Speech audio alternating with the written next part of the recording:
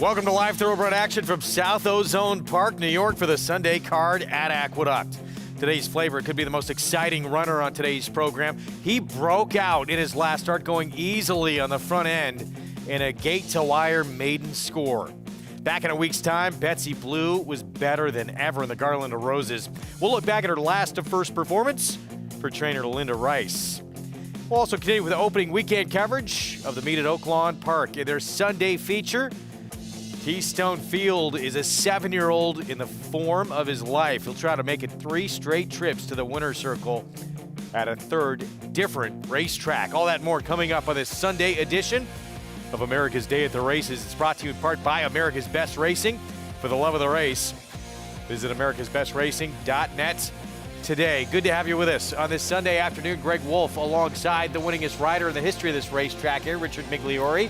Good to see you. In our feature race today, we talked about him briefly in this open. That 8th race, that 6-furlong sprint, today's flavor. He'd been competing against some horses out on the West Coast who have gone on to have great success in graded stakes out in the West Coast, like Laurel River, who became a graded stakes winner, Essential Wager, who won the Pat O'Brien. He looked dominant last start. He was dominant, came to New York, got to run against New York breds for the first time in his New York debut, where he completely missed the start and actually showed a lot of ability that day just to get back into the race before rightfully tiring. Everything went right last time, broke cleanly, established himself comfortably on the lead, and just drew away at will, as easy a victory as you're going to see. And this horse has kept much better company, as you talked about. Now he's in first level allowance race back against New York breds, and he should be very, very, very tough to beat. Look at the difference in his Beyer speed figures compared to the rest of the field. Yeah, I mean, you do have, we'll go to the rest of the field as we get closer to that race later. There's some tough veterans in this spot. But this race for him, this was 5 lengths quicker than he's ever run in his career, and just getting away from some monsters that he sort of had the misfortune of going against out on the West Coast. It's Santa Anita and Del Mar early in his career. Well, and then, you know, it's nice to see him come back here to his home state, New York, get to run against New York breds. And again, everything went wrong in his first start, just completely. He reared at the break, got off well behind the field, then kind of rushed up into contention. Last time, clean break. I know there are some hard-knocking, established horses in here, horses that have put together multiple wins. The ease in which he won at last time kind of makes me feel like they're going to have their hands full with this guy. Can he do it again against winners? Yeah, Zircon, those won 3 of 4 at Finger Lakes. The Institutes won 4 of his last 6. Warriors Revenge won 7 in a row. It'd be fun to see if those horses can give this horse any kind of challenge in that feature race coming up today. It's a good one, that 8th on our card here in New York. And as mentioned, also coverage from Hot Springs at Oaklawn Park. Their 8th race. We talked about Keystone Field in the Open, 7-5 morning line favorite. He is trying to make it 3 in a row. Francisco Arrieta will ride. Let's go live to Hot Springs. Check in with Paula Duca. Hey, Paulie. Hey guys, happy Sunday here from Hot Springs. And listen, the weather has just not stopped since the day I've landed here. It's been non-stop weather. Again, we had torrential downpours again last night. You can see that the track's still muddy. We've been having kind of some lightning strikes here and there. Hopefully they're staying away. Yesterday they were a little bit unbearable as the power went out about 15 to 16 times. Nothing to do with the racetrack, obviously, just the thunderstorms around. The power has gone out a couple times, but hopefully we'll be able to stay up today. It's a very, very, I thought, contentious card. And when you get to the 8th race here, it's kind of a mini little stakes race, because when you get to Keystone Field here on the outside for Mike Maker, this is a horse that is, you know, was a horse that started a career on the turf, and then with Richard Mandel, and then Michael Maker took this horse. Kind of reversal, right? Usually Michael Maker claims horses and then puts them on the turf. Well, this horse has absolutely flourished on the dirt with a nice little win at Keeneland, going a mile and a 16th. And then the Claiming Crown Jewel got a sloppy racetrack and just cruised over it. I get it. There's no sloppy racetrack or a muddy racetrack. That is the same. But just the way that he moved over it. He's 7 years old. He's a son of Candy Ride. And he seems like he's just running better than ever. With the other 2 contenders in here, you know, Alejandro and Tiz Rise Time, now probably going to take money. Greg, they're just 2 horses that come from so far back, and I just don't know we saw on this racetrack yesterday, speed was very good. If you launched from way back, you had to be much the best. So Keystone Field looks to be tough to beat. Maybe somebody can get out there on the front end, but Alejandro and a couple others in here could be up against it. All right, Paulie, thanks. Yeah, it's a tactical horse, too, who's going to be probably right off your leaders early on, so he's not going to have to come from too far out of it and won't have to make his own trip. Yeah, and Paul makes a great point. And muddy tracks or off racetracks are different from place to place, but the way he skipped over the ground last time and recorded maybe the best figure he's ever gotten, you've got to lend credence to the fact that he enjoyed it wet. All right, we look forward to that. That is the feature at Oaklawn this afternoon. Let's take a look at all the action ahead presented by Claiborne Farm. Got plenty of it from New York and from Hot Springs. Races 7 through 9 ahead. We'll have the late pick 3, including that 8th race with today's flavor, looking to see if he can look as impressive as he was last time in his first test against winners in Oaklawn races 4 through 9 on that muddy track as we continue with opening weekend coverage from out in Hot Springs. You can play all the action by getting signed up and started with Naira Bets.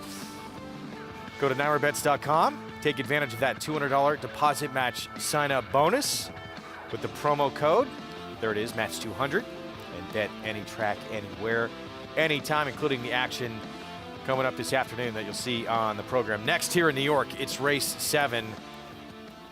$25,000 starter allowance race, 2 turns, mile and an eighth. We have quite a few scratches in the race, but still a very competitive group. Right now, favoritism to No Salt. Dylan Davis, Mike Maselli, a horse who just beat Outlier, who has the rail today in a very tight finish. Yeah, outgamed him going a 1-turn mile. Now they go a 2-turn mile and an eighth. Outlier gets that inside post. Of course, he's got to negotiate more ground, but a good draw for him having the rail. More on this field, including the post parade, when we come back from a short timeout. No Salt. Back-to-back wins. Can he make it 3 in a row? One at Parks, one at Aqueduct back on November 12th. That was at a mile. Both those were. In fact, he'll try and do it at a mile and an eighth coming up.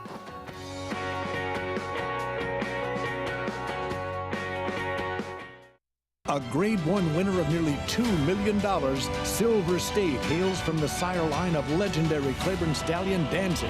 And his second dam is full sister to Kentucky Derby winner Monarchos. After winning the Oaklawn Handicap, Silver State defeated Knicks Go in the Grade 1 Metropolitan Handicap. On the board in 12 of 14 starts from ages 2 to 4, his career included a 6-race winning streak. Grade 1 winner Silver State, standing at Claiborne Farm.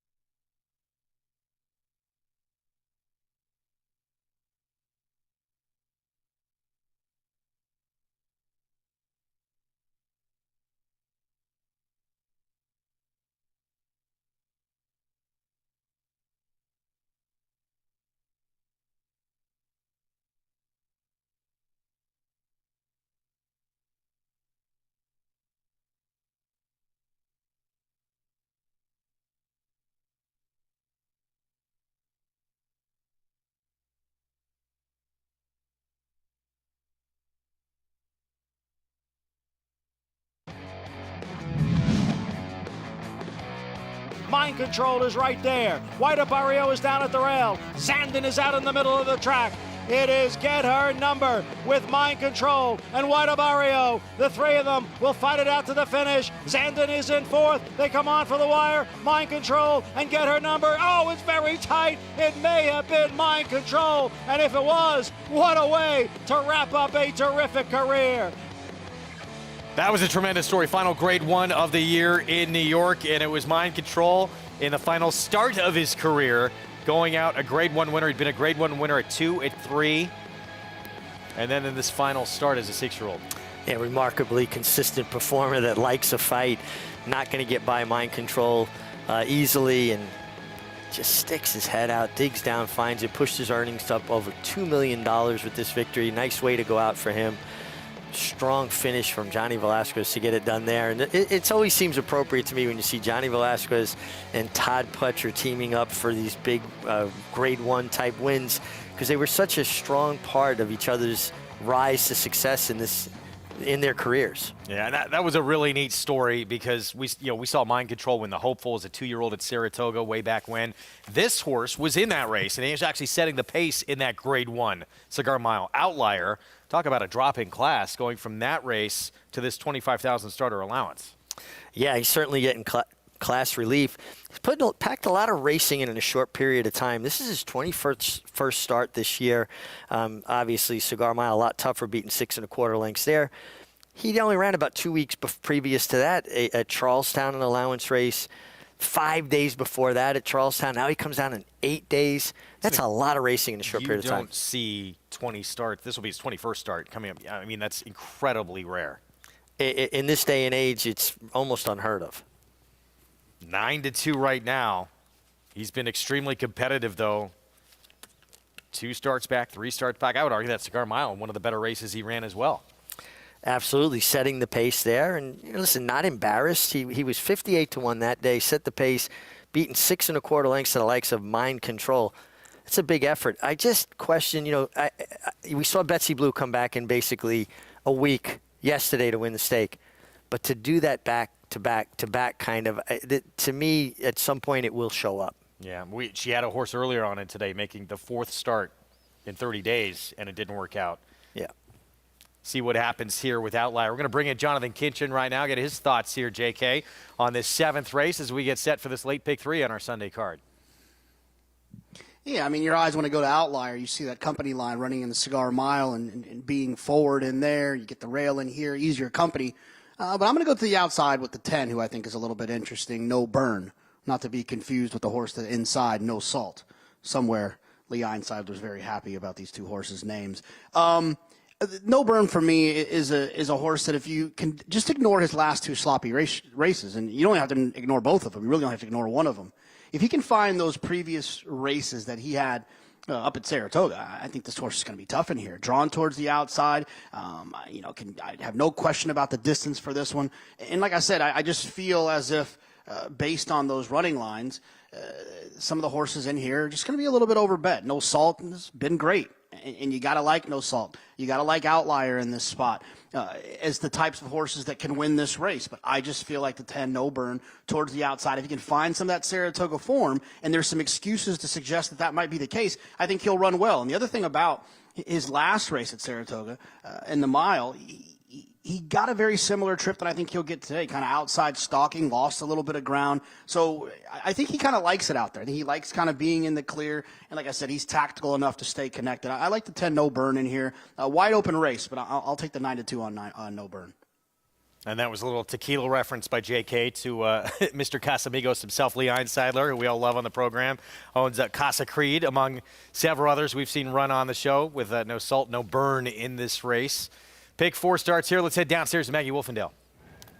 I gotta agree, Casamigos does leave no burn, as we'll take a look at that runner here from the outside. Agree with JK that he is a horse that prefers to be not well surrounded, and boy, was he surrounded early on in that race down at Churchill Downs. He was bumped, checked out of it, threw his head up in the air, said, I don't want any part of this. And 2, I know that he has run well in the past over a wet track, but as we always say, no 2 wet tracks are alike. And I know that that track, when it sealed down at Churchill, can be very much on the hard side. And he is a horse that does have glue on shoes. And so a track like that may have stung him quite a bit. Now, I am noticing some new equipment, at least from my vantage point of observing him throughout the summer. He is now wearing a Houghton bit and also a burr, which is that plastic round piece on the outside of a bit that just has bristles or kind of little rubber nodules on it that when the rider pulls on, let's say, the left rein, then that, with a horse that might be wanting to lean out,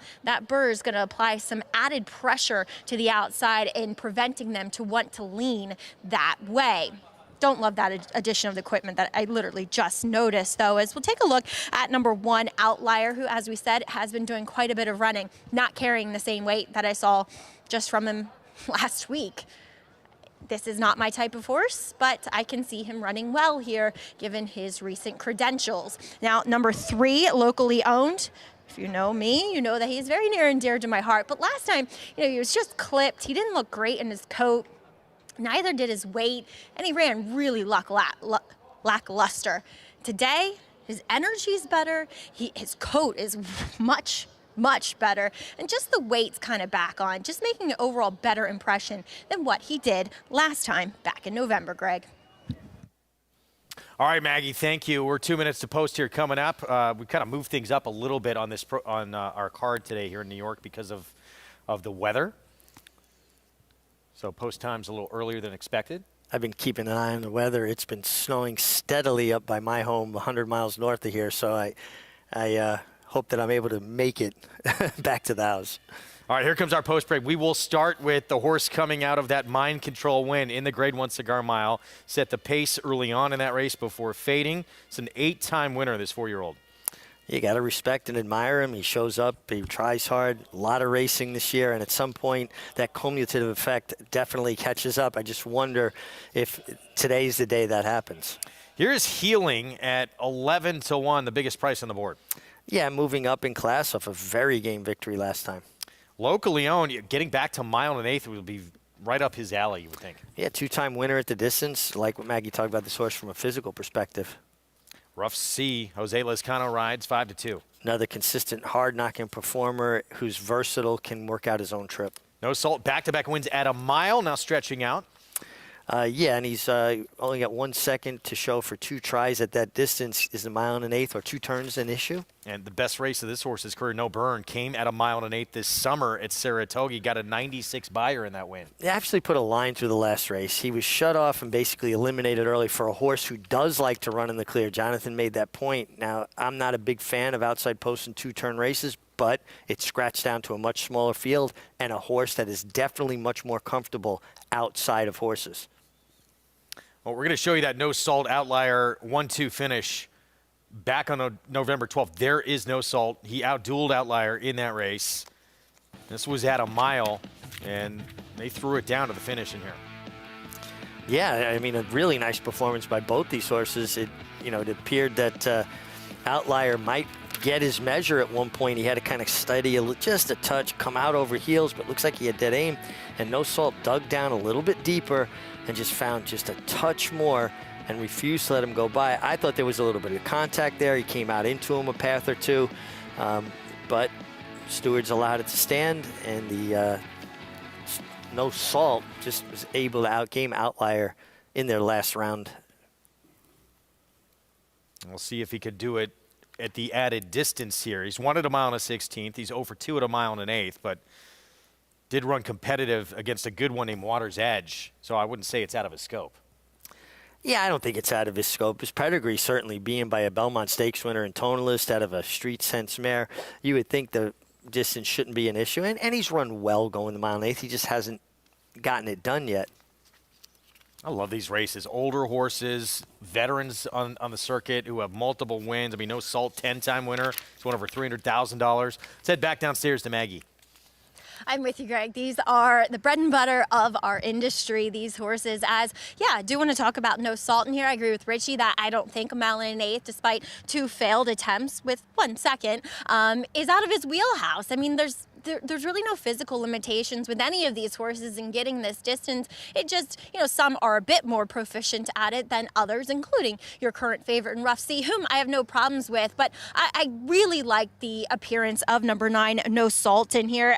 He has been running consistently throughout the year. He came back to the Naira circuit with aplomb as he won this type of condition quite handily and determinedly over a good track. If anything, he just looks a bit more fit, to be honest. I know, like I said, he's been running consistently, but just a bit more defined overall. Liked his appearance and the way that he warmed up. Guys? All right, Maggie, thank you. Well, this is a very competitive group, as the board reflects. The only one being dismissed, really, the 2 healing in the spot. Everyone else between 2-1 and 9-2 on the board. Yeah, and just to go back to your point about how much fun these races are and how much we admire these horses, it's scratched down to a 6-horse field. The 6 remaining entries have won 53 races amongst them. I mean, that's says a lot of just their honesty, how they show up and they do their job on a consistent basis. There, a look at the 5, Rough Sea. 8-time winner in his career, over 300 grand. Jose Lezcano will be aboard. His last win actually came on the grass at Monmouth at 1 3/8 miles in that performance. He's been in graded stakes competition as recently as this summer. And there's really not anyone in this field that would surprise you. No, I mean, even Healing, who's stepping up in class, he might have been aided if we had just a little bit more rain. He had that one very good race last time going 1 1/8 miles in off-going. This is a big hiking class for him, but when horses get in a good form cycle, sometimes they outperform themselves. Scratches in here, 2 of them were horses that absolutely wanted to be in front and on the lead. Does that help Outlier the most from the rail, potentially, to maybe take advantage of this race? I honestly, for me, I think it helps No Burn the most. Again, last time he was shut off sprinting, going 7 furlongs. He wants to go further. He wants to get in a good rhythm.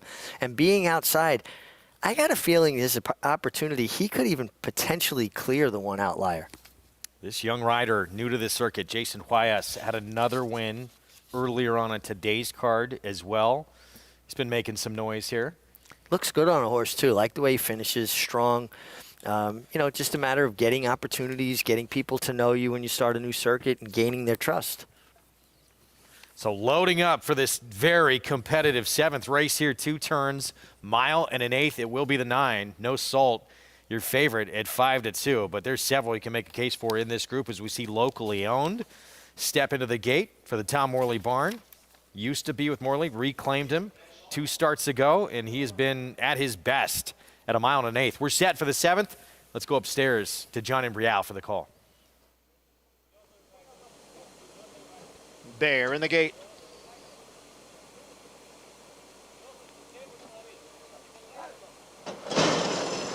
And they're off. As in the beginning for number 10, No Burn. He is at the back. Healing is going out with a locally owned, and now No Burn from the extreme outside is ranging up as they go into the turn. Outlier is right there down at the rail. So there goes No Burn trying to get the lead. Outlier is at the rail. Healing is a close-up 3rd. And then comes Rough Sea next in 4th, right alongside his locally owned. And No Salt is the early trailer in 6th. No Burn has made the lead here. It is No Burn in front, and in front by 1.5 lengths. Outlier at the rail. Rough Sea now moves up on the outside. Rough Sea now takes 2nd. Outlier and Healing are right together 3rd and 4th. Locally owned in 5th, 2.5 to No Salt. The quarter 24 and 4/5 seconds as they continue up the backstretch with No Burn the leader here by 1.25 lengths, half mile 49 and 2. Rough Sea, Outlier are heads apart with Healing in between horses and racing in 4th. Alongside is locally owned, and No Salt is the trailer. No Burn is now challenged here by Rough Sea and locally owned on the outside. 3 of them across the track. Healing being asked to pick it up now and has moved into 4th. Outlier is back running in 5th, and No Salt is the trailer. A 3-way battle up front. No Burn at the rail. Rough Sea in between horses. Locally owned on the outside. Healing is next in 4. 3/4 in 1, 14 and 2. And the field is in the stretch. It is Rough Sea, locally owned on the outside. Those two are now together. No Burn back in 3rd. And Healing as they move for the 16th pole. Rough Sea and locally owned. And the two of them will fight it out to the finish here. Rough Sea has won it by almost a half length. And then locally owned and Healing. Rough Sea outdueling locally owned for the win. Jose Lezcano for Bruno Tesori. Yeah, very game performance. Rough Sea, locally owned, threw everything but the kitchen sink at him from the outside from about the half-mile pole, putting all that pressure on. Big improved effort from the 3 locally owned.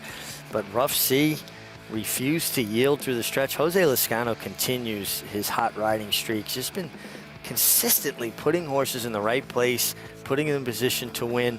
Very unlucky for the 10-horse No Burn. He completely missed a break, ran off into the first turn about 5 or 6 wide, and rightfully yielded late to finish 4th, but nice effort by the winner, Rough Sea, and an improved effort and a good effort from locally owned 3 as well. Rough Sea, now 9th win of this 9-year-old's career. Still going strong at that advanced age. Jose Lezcano aboard for the victory. Well, the prices in a moment. 5-3, 2-10. As we head to Oaklawn. Opening weekend continuing on their Sunday card. Race 4. Up next on the muddy going. Wet track yesterday, muddy going this afternoon as we check in with Paula Duca. Yeah, in a bunch of 2-year-olds on a wet track here for race number 4, and it's Archiebreds here. And a lot of these Archiebreds had run in open races, and you look at like somebody like the 5 Time and Beyond for Ron Moquette. He ran in a loaded race behind Lugan Knight. He was down 43-1 in that effort, and obviously, you know, a little bit outclassed. But Lugan Knight's turned out to be a nice runner from Michael McCarthy. And, you know, Ronnie's horses have been running well so far at this meet. You get Rafael Bejarano aboard. The 9 Westhammer Street was the horse that's actually the lowest in the will pay as a first-time starter for Chris Hartman. A horse that does have a bullet drill over a muddy racetrack. That was the Churchill Downs training track. Does have a couple spins, or at least one spin over this track here at Oaklawn. Sensational on the bottom side. Should, you know, have some precocity and a little bit of speed. The 8 Campisi I thought was very interesting. Donnie Van Hemel, this is a son of Flat Out. They enjoy the wet surface. Now, I know it's a 0 for 7 in second start for Donnie Van Hemel, but his horses usually get better as they keep on racing. So I thought the 8 had a little bit of a look in here as well. And then, you know, pedigree-wise, the 3, Lake Hamilton, the mother, Comback Lake, obviously Meadow Lake, named for a reason. They love the wet track. She's thrown 11 winners from 11 foals. Midnight Loot on the top side. You get Carl Broberg and a hot Christian Torres. I think this first-time starter, the 3, pedigree-wise, is a good price. I do think the 5, 8, and 9, the public has it right, but maybe the 3 here at 7-1 can shock a little first-time starter here. All right, Paulie, thank you. Yeah, we look at the board all the time to help us, especially with these youngsters, these 2-year-old races and first-time starters. Lake Hamilton taking attention right now for Carl Broberg at 7-1.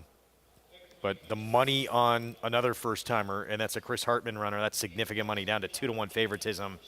You would think this first-timer has some ability.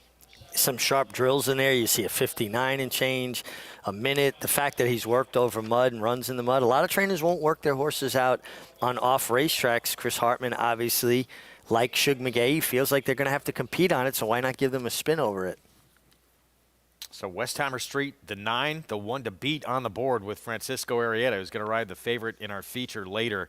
Let's go upstairs. Vic Stauffer, the call, 4th from Oaklawn. Last to load, finish what you started.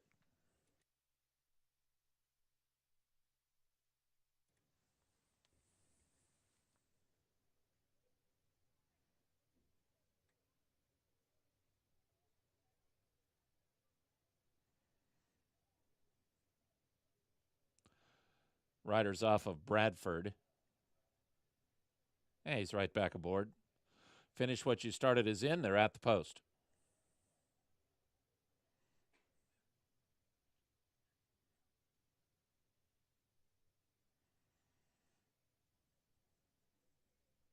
They're off.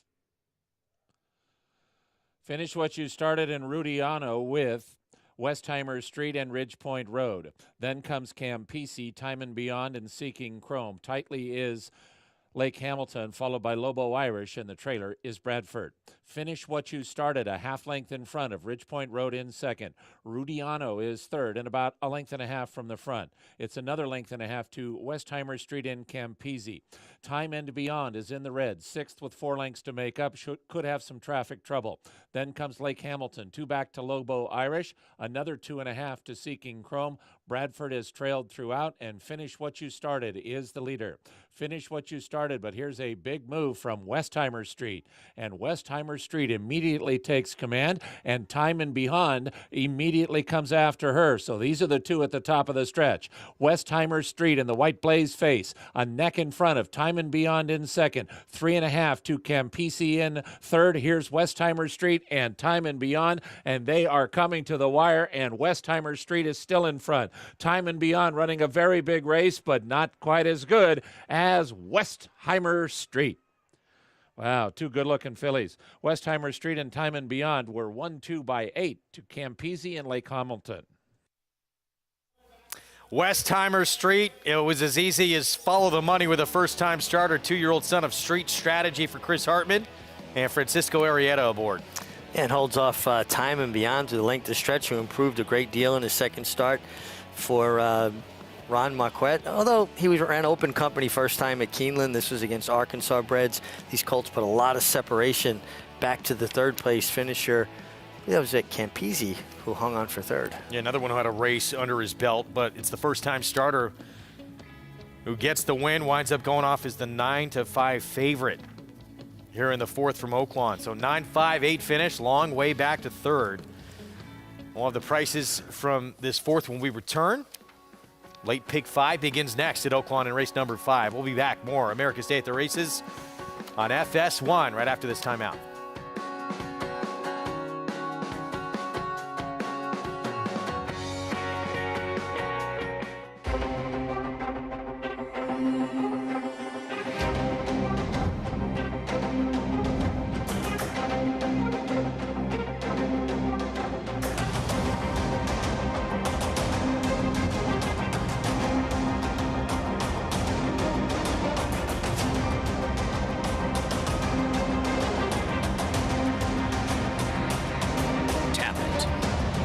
Standing at Gainesway.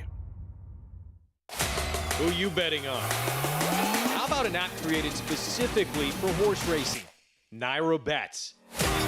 We specialize in thundering hooves, fist pumping, and boosting your bankroll with robust weekly promotions. And offer betting tips from actual horse racing experts. Bet all day and night, nationwide. Get the action and thrill of horse racing with Naira Bets.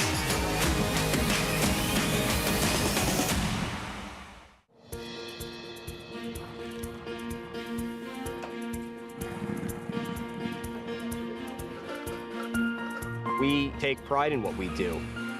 For me, it's more of a passion than actual work. I'm an assistant trainer. Carpenter. I'm a peace officer. I'm a jockey. I'm a gardener. I'm a groom. Clocker. Assistant starter. Trainer. ESL teacher. I love what I do. There's so many jobs that come together every day. It's a collective effort that really makes this ball go round. We are New York Racing! I couldn't imagine working anywhere else. For me, riding horses in the morning is the best thing I can do. New York Racing helps support my small business. It's extremely important to the New York economy. Like my dream come true. This is like a big family. We are New York Horse Racing.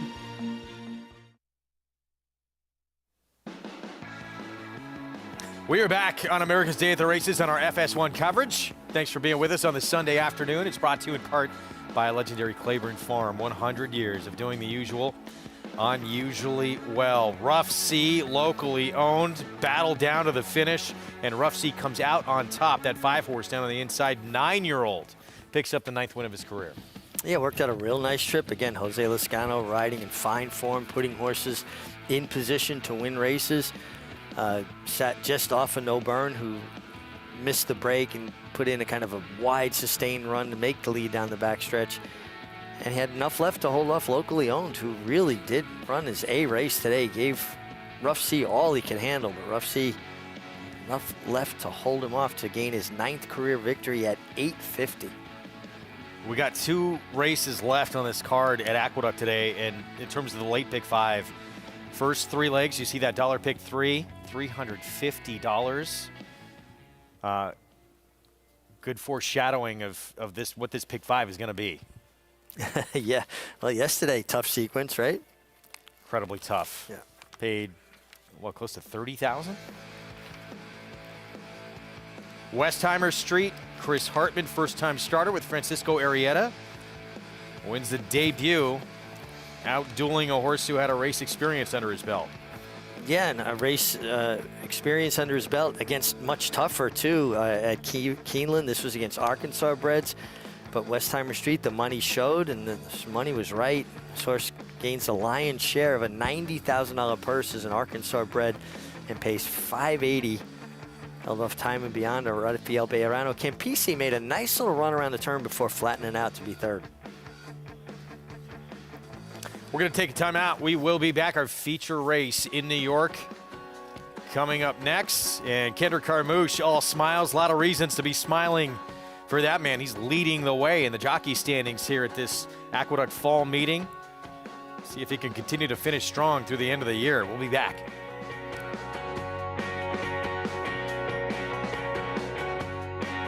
Sire Sensation Gunrunner is the sire of 6 first crop Grade 1 winners. God-eyed, and he's going to win the hopeful. Echo Zulu wins the Breeders' Cup Juvenile Fillies, and Cyberknife has won that has the Society is going to win the Cotillion, and ta-da, they win the Vampires Pennsylvania Derby. early voting comes inside and wins it. He wins the Preakness. Horse of the Year, Gunrunner, standing at 3 Chimneys.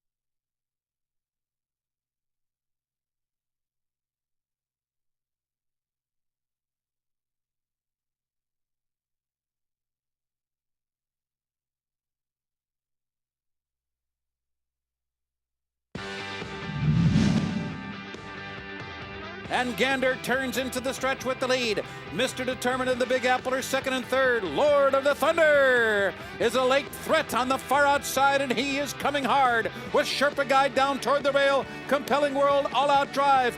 Gander digs down for the last furlong. Lord of the Thunder with a bold late challenge, and on the outside, Compelling World. Gander trying to hang tough. Compelling World a flying finish. Here's the wire. And the gallant Gander got it. That was the MIG on board fan favorite Gander in the Empire Classic, who retired as the 12th all-time leading earner, New York bred in history, just passed away earlier this week. Yeah, at the age of 26. Sorry to lose Gander, but he lived a good, full life. And what just a game, honest, brave performer he was. John Terranova did such a great job with him after he got the horse from a trainer in New England who did a great job with him as well. 15-time winner, $1.8 million in earnings. And I moved too early with him in this Empire Classic, and he was able to get us home. 4-time New York bred champion.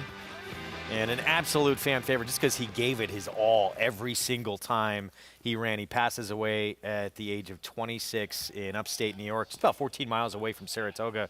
He was at Mill Creek Farm.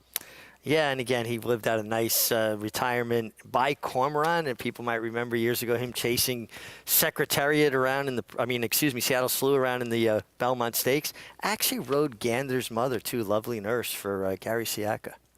Well, coming up, our feature race here in the 8th, and a lot of buzz around the current favorite, Today's Flavor. He ran huge last start, and he had faced some monsters out on the West Coast prior to breaking his maiden. Let's head downstairs to Maggie. Today's Flavor looks spectacular here in the paddock. Second time out here for George Weaver, but we do have an influx of Finger Lakes invaders. I'm pleased to see that they kind of adjusted the condition to allow these horses to participate in these New York bred A other than. So let's take a look at some of the win machines coming from upstate. Number 1, Zircon. He's 5 for 7 lifetime, and his only poor efforts or his only defeats have come on wet tracks, and those are sealed tracks. So we're not getting that here today. He comes out of a race in which Victory Built came back to run in 86. Now he's a very, very stout individual. Carries a lot of conditioning.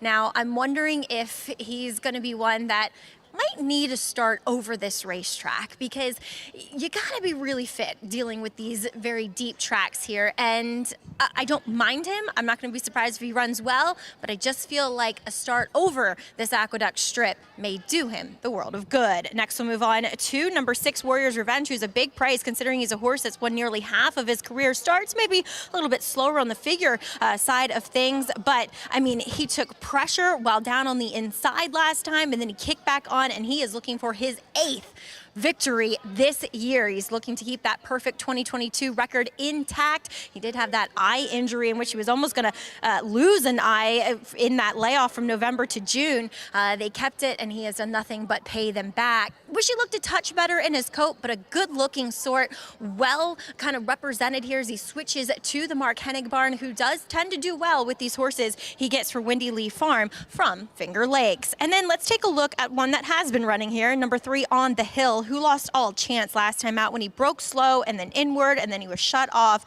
as a beaten favorite. I also think he may have needed that start because he has a little bit of a stuffier horse, so just big, robust, gets into his feed tub quite well. So now they add just a small cheater cut blinker, and Greg, relative to your favorite, I think he just physically, purely judging on physicality, looks a bit better than he.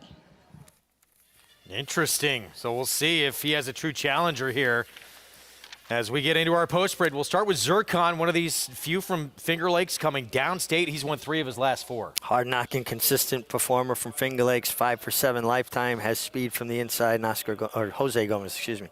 Linda Rice, Jose Lezcano, potent team up with Safalo's Mission. Well, been a hot combination. This horse is going to have to step up, but most of Linda Rice's horse has been running well. On the Hill for the James Bond barn, puts blinkers on. Thought he ran well last time after basically being eliminated at the break. I think he'll be coming on late. This one's on a roll. He has won 4 of his last 6. He earned a huge figure in his last start, but at Finger Lakes. Yeah, but he's been running well, and maybe he got his confidence. Homebred for Barry Schwartz's Stonewall Farm. There's the favorite, Today's Flavor.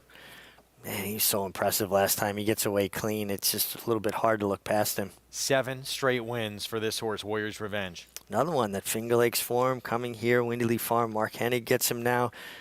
9 for 20 lifetime. Constant Night being dismissed at 61-1. Yeah, it would be a kind of a big surprise here. Matty Olver picks up the mount. Katie Davis offer mounts today. Open till midnight, warming up solo here with Dylan Davis. Yeah, another one just to me would be pretty much a big surprise. Persistent Danger, another huge number. Jackie Davis been riding well today. Riding well. We just saw these connections, trainer and rider, win win race 2 back on this card, but this is another one we just have to really improve. More speed in this race, maybe to go with the favorite, My Last Mission. Yeah, this is a horse that's been running against Open Company most recently, was up at Finger Lakes, was well beaten by the likes of Zircon up there. And here's Taco Bean, second off the claim, Jorge Vargas aboard. Yeah, ran well last time, well beaten by Bold Journey. I actually thought coming out of the same race, the horse that you'd want out of the race was the horse that had the trouble, and that was On the Hill, who was beaten basically a half a length to this horse, and Taco Bean had a good trip there where On the Hill did not. Feature race coming up. JK, today's flavor, 8-5 favorite. He was impressive last start. Gate to wire. What do you think today?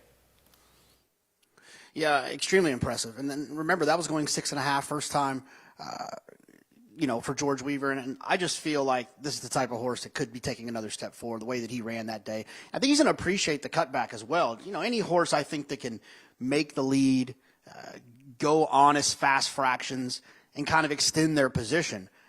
I think that the idea that maybe longer is better might be the opposite.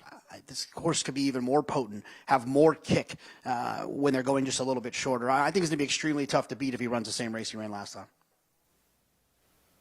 All right, so his first test against winners, and he's taken on multiple winners. The one horse, 5 for 7.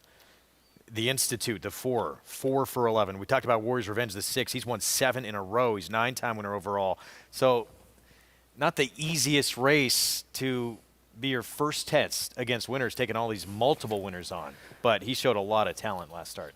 No, I mean, listen, he's taken on some very hard-hitting, veteran-type horses that know how to win. They've strung multiple wins together. Let's head back to Maggie.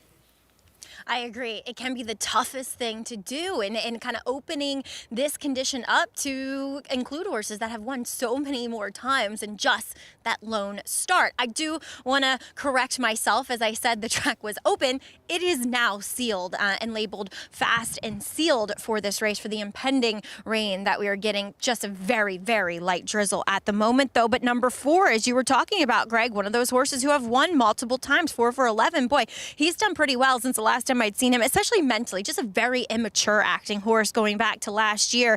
And I love the way that he won his last start, probably being much the best, but just won with a full head of steam as he comes in here and makes his first start for Linda Rice, who we all know how well she's going this meet. Well, that's a horse for Kenner Carmouche. We saw him go on a break. He's leading this meet. Meet ends December 31st, end of the year. He's trying to close out another meet title. Yeah, and been riding extremely well. And the key to Kendrick's success, to me, is his consistently getting his position going forward. He's a guy who puts horses in the race. This horse right here, though, he broke incredibly sharp. Last start, easily took command, went gate to wire for the win. Can he do it back-to-back here on the New York scene? Well, let's go upstairs. John Imbrial with the Sunday feature from Aqueduct.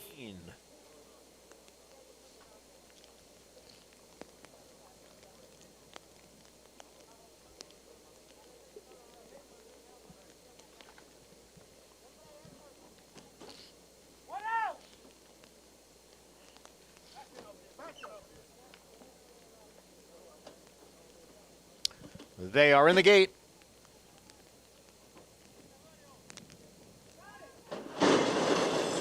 And they're off. And it is today's flavor out for the early lead. Zircon is down at the rail, moving up with On the Hill. Then comes Warriors Revenge, who is racing in 4th. Followed next by My Last Mission in 5th. Far outside is Taco Bean in 6th. Persistent Danger in between horses in 7th. The Institute down at the rail in 8th. Almost 5 lengths. Back to Open Till Midnight, who's running in 9th. At the back of the pack are Safalo's Mission and Constant Night. It is the favorite, Today's Flavor, who leads and ran the opening quarter over the fast and sealed track in 22 2/5 seconds. Today's Flavor in front, On the Hill in between horses. And on the outside is a Warrior's Revenge. Down at the rail is a Zircon. And then comes My Last Mission as they head for home with Today's Flavor opening up on the field. Today's Flavor has built a 6-length lead. Warrior's Revenge in 2nd, then My Last Mission, the Institute, and Safalo's Mission. It is Today's Flavor who has put the rest of the field away. Today's Flavor by the length of the stretch. Safalo's Mission comes up the inside to grab second. Warrior's Revenge was third. Today's Flavor grabbed command early, and this was over pretty quick. Yeah, and that's what you do when you're on a horse with this much ability. Manny Franco wasn't going to try to get fancy and see if someone else wanted the lead. He dictated the terms. He busted Today's Flavor out of the gate. He put him on the lead and just ran them off her feet. This is a very, very talented gelded son of Laoban who has a lot of speed in the tank. That was a big effort. Back-to-back wins. As impressive as can be, and we talked about, he faced some absolute monsters who've gone on to become graded stakes winners early in his career, and he didn't just face them, and gave them a run for their money. He was competitive all the way to the wire, so this horse potentially a big future in front of him. Absolutely, and listen, he outfooted some fast horses coming out of Finger Lakes, and everybody that was chasing him paid the price for chasing him. On the Hill was his closest pursuer. He got drunk chasing him. The Institute made a bit of a wide run around the turn, kind of flattened out there. Zircon tried to rush up on the inside. That cost him, and Safalo's Mission comes rallying from off the pace to pick up the pieces. But everybody that tried to even entertain the thought of chasing Today's Flavor paid the price. That was impressive. Back-to-back wins for this 4-year-old George Weaver, Manny Franco, as we head back to Oaklawn. Mile and a 16th in this $12,000 starter allowance. This race kicks off the Pick 5 sequence. Final 5 on the card, and even money favorite Twitty City. The 5-horse we'll get to in a moment. We start with Smokin' Boots. Smokin' Boots running most recently at Prairie Meadows and Remington Park. We saw that Remington Park form do well yesterday at Oaklawn Park. 8-1 next door, Hell or High Water, just claimed. Bentley Combs has him in his barn now. Yeah, claimed for 10, has races that actually would be fairly competitive here, even a decent race on the wet track. Guard, he's one going longer. He was just sprinting most recently in a win. He'll stretch back out. Yeah, big closing move sprinting. How's that going to translate on the stretch out? Here's Celerity. Steve Asmussen just claimed he has his son aboard, Keith. Yeah, claimed the horse for himself. We've seen Steve do well with horses he's claimed for himself. So here's the even money favorite off the claim, Jerry Hollendorfer. No, he's got buyer speed figures that kind of make him stand out. Has been very accomplished on wet surfaces, too. Yeah, 3-time winner on an off track. Here's Looking High with John Court. Another horse coming out of Remington Park at a big price. 61-year-old John Court, still flying high in the irons. Here's the 7, Zoffa, Gabriel Saez. Yeah, most recently, best effort was on the turf. And Gold Buckle, who has won 3 of his last 5 starts. He just missed by a neck as well in his last outing. For Mr. 4000, Tom Amos, first time for Tom. Horse that should be fairly forward early. Contender outside at 9-2, but all the money, Paulie, on Twitty City here, 6-5. Yeah, excuse me, for Jerry Hollendorfer and Isaac Castillo. Claimed at the Jose Ramirez barn, and the Son of Honor Code obviously loves the wet tracks, had 7 starts over it, 3 wins, so that is to his advantage when you look at the rest of the competitors in this field. The worry that you have about the 5 is he launches, I call it, he runs his races upside down. He comes from just way out of it. So do you want to take a horse at 6-5 where there doesn't look like there's a ton of pace in here? It looks like a ton of horses in here just want to stalk. And when you look, there's not one horse in this race that's ever taken the initiative and has gone to the front end in the first or second call, besides the 3-horse, and that would be Guard way back when in the beginning of his career, not beginning of his career, about his 10th or 11th start, where he did get to the front end in a 5.5 furlong race. But his last start, he came off the pace going 6 furlongs. So who's going to get to the front? Is it the 3? I thought the 2, Hell or High Water, for Bentley Combs. Now, Bentley had a winner on the first day, a horse that ran awful on a sloppy racetrack at Churchill, but came back with Nick Juarez and won, I want to say, the opener on opening day here at Oaklawn. And, you know, this is a horse, I think, between the 2 and the 3, one of these 2 has to take the initiative to get to the front end. And I think the 2's got a big shot here to maybe stay a little bit longer than the 3 here at 6-1. They do have to beat the 5. I understand where everybody's going here, Twitty City. Again, I'm just worried about how far back. The horse does love wet surface. And to get to our colleague's horse, Gold Buckle, Tom Amos. This is a horse that's never, well, 3 out of 4 at least in the money, a win, a second, and a third over wet surfaces, has tactical speed.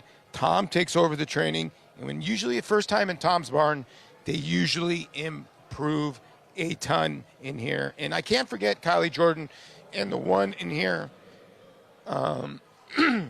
Excuse me, guys. Yeah, the one in here in Kylie Jordan taking some money. She had a couple long shots a couple days ago, but this one at 4-1. I'm not really fancying that much. So I would take a shot with the 2 here at 6-1, although the 5 could be very, very tough to beat. All right, Paulie, thank you. Yeah, Kylie Jordan really turning heads. Didn't get it done on the mount everyone thought that would be the big winner, Tyler's Tribe, who wound up actually bleeding in the Advent and going to be put on the shelf for a bit, and hopefully we'll see him back very strong as a 3-year-old who had been 5 for 5 sprinting on dirt. We saw him in the Breeders' Cup Juvenile Turf Sprint, where he had turf pedigree, but it didn't pan out. But she had brought home 2 huge long shots on the undercard. Yeah, and sometimes you've got to pay more attention to horses that outperform, outrun their odds, and riders making all the right moves. I thought the one Smoking Boots was definitely interesting here. It comes out of a much tougher race at Remington Park. And here is 2 back. This was at Prairie Meadows at a mile, and this was the second of back-to-back wins. Went off as the favorite, was expected to get it done on the spot, and came from far off the pace to get it done. Yeah, and again, another nice ride, well-timed. Splitting horses, patient, gets through. So you know the horse from the rail, at least he's brave. He's not a horse that's going to shy away from running inside of horses, which may very well be the trip that this horse is going to have to get today. I think this horse is very interesting. 4-time winner, has one on this racetrack, and 9-2 right now. But wow, that's a lot of money on Twitty City. I guess part of it is, and certainly some big figures, but not anything that should make the horse 7-5. But the off-track record, I guess, stands out as well. Yeah, 3 for 7 in the off-going, some good races, but has never competed at Oaklawn. It is a different surface. Jerry Hollendorfer's been very successful at claiming horses over the years. I don't really want anybody at that short a price in a spot like this. I just don't trust the lower-level horses to show up with their A effort all the time. There's really not much pace in this race. We know Tom Amos, he has the 8 Gold Buckle. He always loves to be aggressive. And this horse has at least shown some tactical speed. I don't know who's going to be in front in here, do you? I think the 3 coming out of that sprint, even though it rallied from well off the pace. Look at the pace of that Churchill Downs race, 21-3, 45-2. And this horse rallied from off the pace. And a horse coming out of sprints usually sharper on the stretch out, has laid up close at times. I think Guard will be much more forward today. 8-1. If that's the case, we'll see if he can go gate to wire. He's had a couple of starts here at Oaklawn, has yet to hit the board. Second try on an off track. Favoritism, though, staying with a 5. Twitty City. Jerry Hollendorfer off the claim with the talented young up-and-coming rider, Isaac Castillo. Vic Stoffer, the call. Start of the late pick 5 from Hot Springs.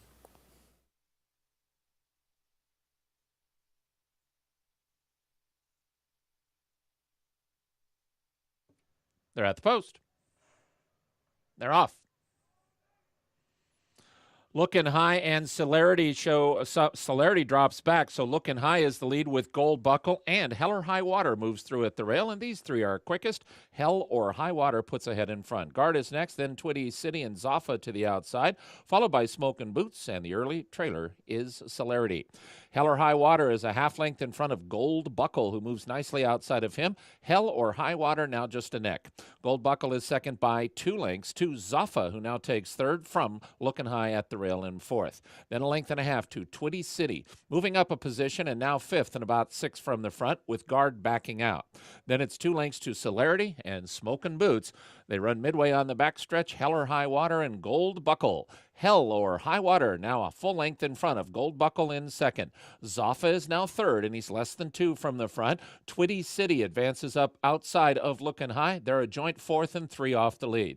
2 lengths to Celerity. Guard's at the rail. Smokin' Boots is the trailer, and Hell or High Water is trying to go all the way around in front.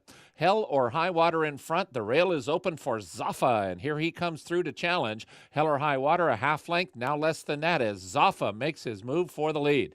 Now these two have sprinted about 5 lengths clear of Keith Asmussen and Celerity, who moves into third. Twitty City is pretty much going up and down. He'll have to re-rally. Hell or High Water has turned away Zaffa, but now he's going to have to hold off Celerity in the center of the racetrack. Hell or High Water, now a 2-length lead. Zaffa is second, Celerity third, Twitty City fourth, Hell or High Water a 16th out. Celerity might get past Zaffa, but they're not going to catch the winner, and the winner is Hell or High Water in front. Hell or High Water won by 3 3/4. Celerity was second, Zaffa third, Guard fourth. Hell or High Water, 10-strike racing. Bentley Combs first off the claim, picks up just the 3rd win of this 6-year-old's career. Went to the lead in a race devoid of speed. Paul talked about it. Who's going to be on the lead? And the horse that made the lead under aggressive handling by Martin Garcia gets it done. Held off a sustained and persistent challenge from the 7 Zaffa, who then could not hold off Celerity, who rallied up to get second under Keith Asmussen for his dad, Steve. 6-year-old, 3rd win of his career, 2nd win this year, and appreciating this off-going 2-4-7 finish to start off the late pick 5 at Oaklawn. Goes off at 4-1 from a 12-1 morning line. Prices for you when we come back. We have the nightcap ahead in New York. We're going to look back at Saturday as well. Quick return and a huge result from Betsy Blue in Saturday's Garland of Roses, from last to first off 7 days rest. What a stretch run from this filly to get the 9th win of her career. We'll take a look back when we return.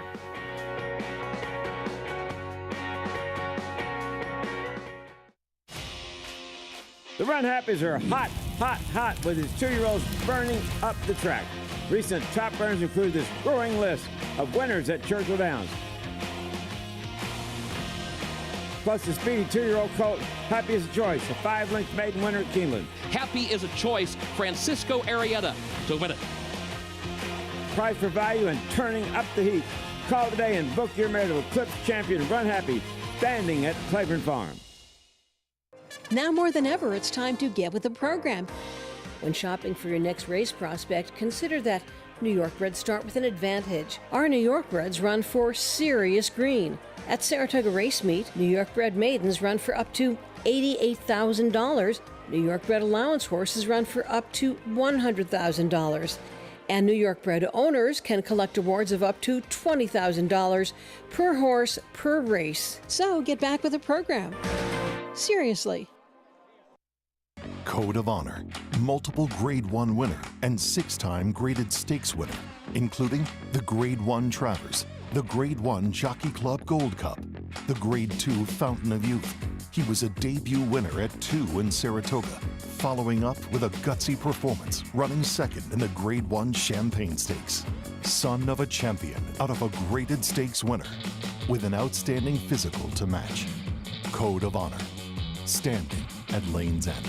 Racetrack Television Network brings you every race, from every track, on every screen, every day. With monthly packages starting as low as $5, RTN gives you great value and access to more live HD streaming and race replays than anyone. Visit RTN.tv today to sign up and watch on almost any device, including Roku and Amazon Fire. RTN has packages that start at $5 per month.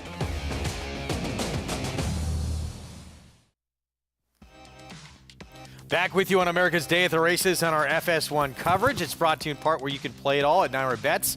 Go to nairabets.com and bet any track, anywhere, anytime. We introduced everyone on the program to what we've been sort of teasing for the last few weeks, the Game of Silks, promoting that game. It's horse racing meets the metaverse, where you can get involved as a virtual horse owner in this game with an NFT, where each of our honored talent, we're getting a little stable of our own horses. I feel like I hit the jackpot with a few I had yesterday, and here comes my next yearling I'm going to get. There's going to be horses that are turning 2. Everyone out there can get involved with this as well, and it's completely random who you get in terms of buying a horse who's an actual horse that will be, hopefully, competing next year as a 2-year-old. Here we go. Pedigree reveals. Wow. Uncle Mo. It's a horse out of an unbridled Songmare Spring Eclipse. Happy with this pedigree again. Half-brother to a stakes winner. Bet She Wins. Dam is a half-sister to graded stakes winners. Softly, we know that name. And Choreo Cat, and of course, we all know Uncle Mo and what he has done at stud. Of course, winnerly pedigree himself, but all kinds of black type with Uncle Mo, who once again this year after year after year, among the leading stallions. $600,000 yearling purchase by a 2-year-old champion who is a prolific producer out of a mare that won as a 2-year-old and has produced 3 foals to race, 3 winners, including the 2-year-old stakes winner, Bet She Wins, who won the Arlington Washington Lassie. I would say this is your best draft pick yet. Yeah, a colt with, this is what you want, some Derby dreams potentially. You just saw it briefly, but quickly there in that sale ring. What'd you think? A lot of size, a lot of scope. You see the influence of Uncle Mo there. I think this is a pedigree that says win early with a physicality that says may go on. That's an exciting prospect. Again, it's just like buying a pack of trading cards, and you don't know what you're going to get, but that's how it works with this game of silks. When you put up the money to purchase a horse, you could get any type. You could get one with a huge pedigree, even better than this, or you don't know what you're going to get. And again, like in this game, it's not necessarily the big, expensive bred in the purple pedigrees that are the most successful. You can go to silks.io and get involved as well in horse ownership in the virtual world, in the metaverse. That's where you go for more information. I think this is fantastic. It's exciting. You've got an Uncle Mo, you've got an American Pharaoh, a Constitution. I've got a Flame Away, but what I heard when I was a kid, you get what you get, and you don't get upset. I got a Catalina Cruiser yesterday Catalina, as well. First crop for Catalina Cruiser. All right, we'll see what's to come. We're going to reveal some more yearlings to the rest of our crew in just a little bit in this game of silks. Nightcap here in New York, 6.5 furlong sprint mig. New York bred, maiden claiming race, wide open group. But right now, Linda Rice, Jose Lezcano with the 9 here, Patrick the Great. Easy to see why this one is attracting a lot of attention. Yeah, dropping back to the $25,000 level. He was beating a nose, and Linda Rice's horses have been running lights out. Including Betsy Blue, who we'll talk about later in the program. Let's head downstairs to Maggie. We'll take a look at 2 horses who are adding blinkers today, and one of them I expected to see an extension blinker on, and that's number 6 in here, Our Son Jake, as he was getting out quite badly around the turn and last time out. So I kind of thought, well, of course they're going to put an extension blinker on, and they have. He looks fine overall. I thought last time he kind of needed a race to get things going again, get the fitness in check, and it looks like he has benefited from it despite not doing that much running after bolting or trying to get out severely around that turn. But against this field, I think he makes a good deal of sense if he can run straight. I mean, getting back to those 2 May races, make him a legitimate player in this field. As we'll take a look at Patrick the Great, who I wasn't necessarily expecting to see an extension blinker on, but he's got it.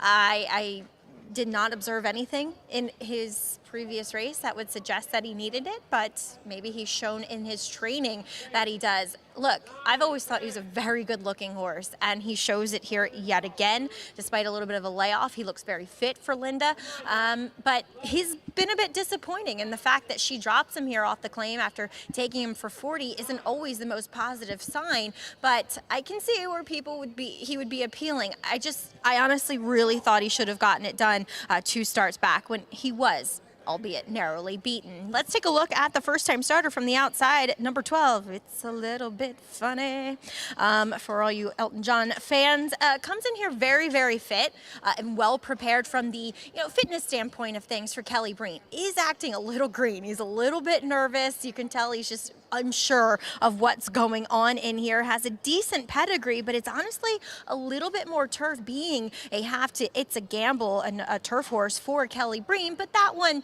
by English Channel, and this guy is by Algorithm. So there's another sibling that was good, a 6-time winner on the dirt. So at this level, he might be able to handle it, Greg. Maggie giving us a little Elton John there. We'll get back to that first-time starter in a moment. We start with Uncle Bruce from the rail. Yeah, showed improved speed going a mile when last seen in August. This is turning back and would have to improve. Hereby actually has some efforts against Better, went by. Here's Reunion Tour. Reunion Tour improved going a mile last time. That was a big step forward for him. We'll see if this one can sprint. Been going longer really all the starts. 0 for 21 with the 3. Dancing with Rico, Bullet Drill, which is a little intriguing. Yeah, and no other work like that in this horse's, past performances. Maybe that's a tell. Did hit the board against Better as well. Chief Engineer, I think this horse gets loose potentially in the lead. Has speed, was beaten a half a length to Sinful Dancer, 2 back. Our son Jake, 13-1, blinkers on. Yeah, and is dropping down lowest level. Maybe that'll help. It's going to need to help. 39-1 on this one. Tizza Brown, Moving Barnes, Randy Prasad. Yeah, horse has been running at Finger Lakes. Now also takes that drop in class, looking for a proper level. Same price next door on Red Jet, who's over 10. Yeah, been fairly well beaten at this level, though. Wow, this is a lot of money on Patrick the Great. Certainly, yeah, it probably is the one to beat, but 9-5, a little short. Yeah, I agree. I mean, this horse's race 2 back would certainly make him a huge contender. I don't know about, well, just ticked up to 2-1. I like the way this horse looks. 8 and Sand with meet leading rider Kendrick Carmouche. This is who I'm interested in. I think this horse could have sit the right kind of trip. He was beaten about a half a length to Sinful Dancer, who did come back and win again. I think he's very interesting. Escape Mission. This is a second-time starter who took money in his debut. Took money in his debut, chased the pace of Sinful Dancer before tiring. Certainly could improve with a race under his belt. And it's a little bit funny. Kelly Breen, first-time starter. There's a little bit of pedigree with this horse, too. Yeah, and you can see the greenness that he's still kind of acting a bit with Jose Gomez, ducking away from the pony, even when he was trying to pull him up, kind of ducking in and out. But he's got a good, solid work tab. And one thing about Kelly Breen, he doesn't send out too many short horses. This horse is usually pretty fit. You don't love, though, first-timers in a field like this will being drawn all the way outside. 2-year-olds tend to run young horses, inexperienced horses, I should say. This is a 3-year-old. Have a tendency to run to empty space. Let's check in with Jonathan. JK, your thoughts here in this finale?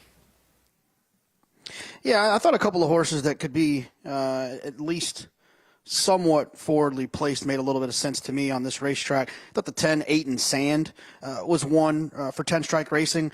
This is a homebred for Marshall Graham and Clay Sanders, a half to Critical Value, who you'll remember if you follow the New York circuit. Now, this is obviously not as good as the big sister, but one that does have some ability, ran well enough at Aqueduct last time for maiden 25, going the 6, and ran okay pace figures and finished up the race like a horse that might appreciate just a little bit of added ground. You get Kendrick Carmouche. Kendrick goes way back with 10 Strike and Marshall Graham, being kind of their go-to rider at Parks when Kendrick was at Parks and 10 Strike was winning a bunch of owners titles there. So when Kendrick shows up, there's always a little bit of a personal connection there. And then the 5, Chief Engineer, another one who caught a sloppy racetrack last time, showed a lot of early pace and just seemed to get tired late, but is a little bit of a more attractive price. But I'll go with the 10 here, but I am curious to see what my friend Maggie Wolfendale has to say.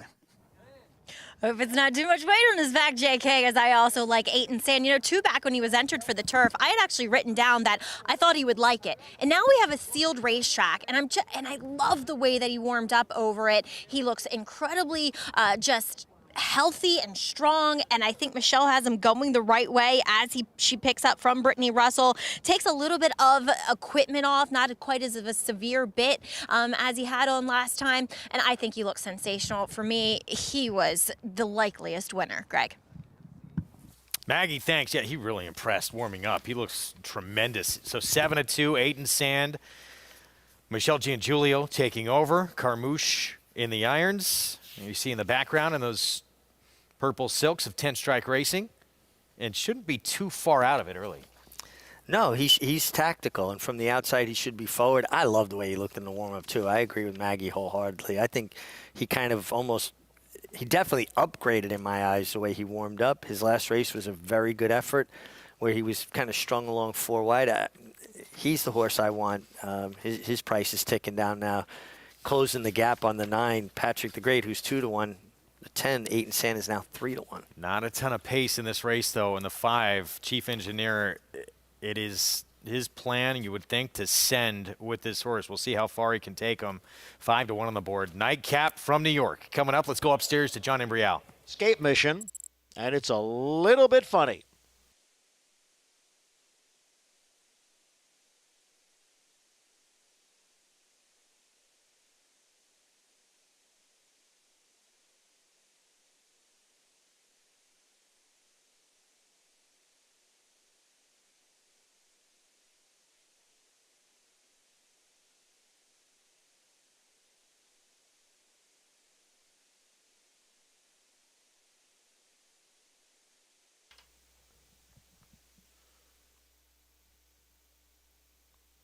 They're all in.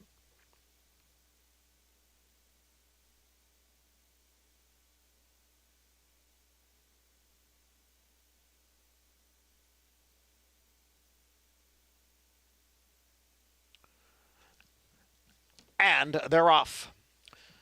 Escape Mission shows first. And there goes Chief Engineer with 8 and Sand racing in third. It's a little bit funny on the outside, is next in a fourth. And then comes Reunion Tour, who's racing in fifth. Patrick the Great on the extreme outside in sixth. Dancing with Rico is in between horses and in seventh. Tizza Brown is next in eighth. Hereby down on the inside in ninth. And then it's a break of 5 lengths. Back to Uncle Bruce, along with our son Jake and Red Jet. The quarter 22 and 2/5 seconds. Escape Mission on the outside. And Chief Engineer on the inside. The two of them are right together. 8 and Sand sits just off of them in third. Patrick the Great is down towards the rail in fourth. It's a little bit funny on the outside in fifth, followed by Dancing with Rico and Reunion Tour. Half mile, 46 and 4/5 seconds. And here is 8 and Sand now to take over the lead. It's a little bit funny moving up on the outside to grab second. 8 and Sand opening up here. It's a little bit funny giving chase in second. It is 8 and Sand and Kendrick Carmouche to win the Sunday finale and win it decisively by better than 5 lengths. It's a little bit funny, completes the exacta, and Reunion Tour was third. Ran to his looks, 8 and Sand, much the best in here. That's the 25th win of this meet for leading rider Gander Carmouche. He was able to establish good position just outside of the dueling leaders, the 5 Chief Engineer, as well as the 11 Escape Mission. And you could just see about the 3/8 pole. He had a lot of horse underneath him. Kendrick taking his time. Decent run from the 12. It's a little bit funny to come up second best, but no doubt about the winner, 8 and Sand for 10 Strike Racing. Goes off at 3-1 in the end. So 5th start of his career. Picture time for Michelle Giangiulio. And Kendrick Carmouche continuing to finish strong. We'll see if he can keep going till December 31st and wrap up this meet. Prices for you when we come back. We'll show you what the Pick 5 paid. More coming up from Oaklawn on the way as well.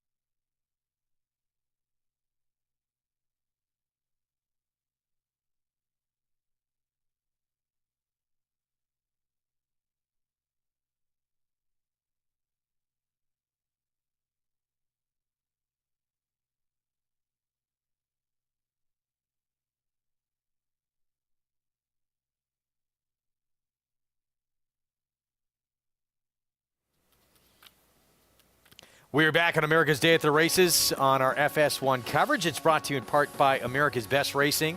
For the love of the race, visit americasbestracing.net today. Back to Hot Springs, Arkansas, race 6 at Oaklawn. On this muddy track, it's a $30,000 maiden claiming race, so they're all up for sale.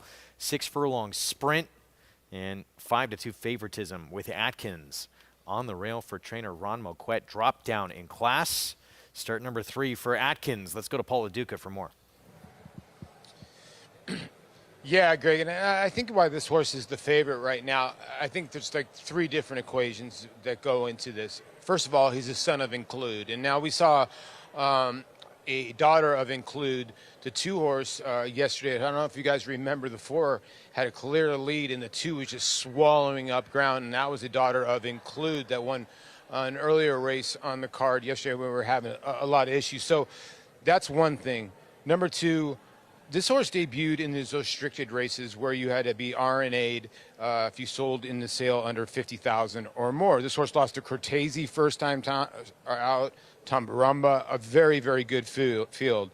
Then stretched out to a mile, and, you know, I was talking about Freezing Point came back to win, and then Grooven, who I like that day, came back to win. Winter's Lion actually came back to win yesterday here at Oaklawn. So I think the 1 Atkins is going to be very tough to beat in here on the drop because, you know, people will look, okay, this horse is dropping for 30. Well, they only paid $22,000 for this son of Include. So this is probably where he belongs. And Ron Moquette and Rafael Bejarano, formidable team in here. Now the 7 Yacht Rock taking probably the second most money in here for Norm Cassie. I thought had a very good trip last time out and probably should have got the job done on the drop to 30. When you pop from 150 to main special weight all the way down to 30, usually I hate to play those horses back when they drop for that 30 and they just don't get that job done and they had their head in front. So the 7 at 3-1, I'm just a tiny bit against in here. Now, El Mongo, the 5, ran very well first time out. This one for Kenny Smith. Blinkers go on. I don't understand why this horse is 10-1, is playing well in the will pays. The money, the horse takes all the money is the 11. This is ridiculous here. At 20-1, first time gelding, Lasix, blinkers off. I mean, they're changing the whole kitchen sink. Jason Barkley, the trainer, already has a winner on the card, and he had it with Edwin Gonzalez as well. So read the board how you want to read it, guys. The 11 is taking all the punch, but I'm going to stick with the 1, Atkins, and I'm hoping Rafael Bejarano can get this horse into the bit early and maybe get to the front end. Paulie, thanks. Yeah, I mean, that's significant money, no question, on the 11. I thought was a player in here just with his speed, too. Some of these morning lines, a little all over the place at Oaklawn. We're going to look at Yacht Rock. Paulie was talking about for Norm Cassie, the 7. Second choice on the board right now. And yet dropped in from a straight maiden race to this level, maiden 30, in this race November 19th. This was at 7/8. Isn't going to have to last as long today, going 6 furlongs. Maybe that'll be the difference. Yeah, I mean, he took that precipitous drop in class and delivered a suitable performance. He ran hard. He was game. He just was outrun to the wire by Suitable. I thought this was a really good effort. I don't know that it was the distance that beat him because he fought back. He wasn't like he was laying down. You could see he joined in with that horse and tried to. Then he looked like he almost got a little green late when he saw those shadows towards the inside. You kind of see he almost put his toes in the ground a little bit. And well clear, too, of the 3rd place finisher, who, by the way, would come back and win. Also, since that effort, he's come back and work a bullet drill at Churchill Downs, the quickest of 40 in the morning. Yeah, so you got to like the fact that he's come back out of that race and showed that he's in good order. He's healthy. Joe Talamo sticks here for Norm Cassie, and I thought he might be the favorite, to be honest with you. I mean, I understand Atkins taking a lot of money, dropping out of tougher races, but he's got a tough post to deal with as well. We've got to deal with that inside on this wet track. But coming out of straight maiden races at Churchill and cutting back in distance as well. I also, honestly, am surprised that El Mongo is as big a price. This horse showed good speed going 4.5 furlongs. You got to be quick to show speed going 4.5 furlongs. Now drops down to 30, adds the blinkers. We've seen horses come out of Remington Park, Prairie Meadows, run well at Oaklawn. He's 8-1 now. He was 10-1 a few moments ago. I think he's a player, and he should be involved early. Yeah, no question. They want him to be forward as quick as he was in that, as you mentioned, 4.5 furlong race and adding blinkers coming in. And he took some money in that race first time out. There's a few ways to go in this spot. Yeah, Yacht Rock, definitely intriguing. So was this 11 horse. The 11 was 20-1 morning line, which is probably a little bit off. But still, 4-1 is significant here. New gelding, gets Lasix and blinkers coming off as he moves to a new barn. And like Paul said, gets the complete makeover. First time gelding, first time Lasix, takes the blinkers off, and obviously must have responded well to these changes in the morning because this horse is taking serious money. We'll see how forward he is. He was another one who was at Keeneland in a 4.5 furlong race on the lead. You got to be quick to be able to do that. That was back in April. Fresh. Already a horse we know showing speed. He's probably going to be involved in this early pace as well. But it's still Atkins from the inside. 2-1 favorite for the Ron Moquette barn with Rafael Bejarano. Start number 3, the drop down in class for him. As we go to Vic Stoffer for the call, start of this Sunday late pick 4 from Hot Springs, Arkansas.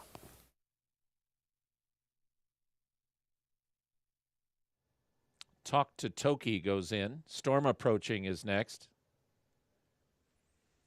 Uptown Social. The last horse to load is GT 500.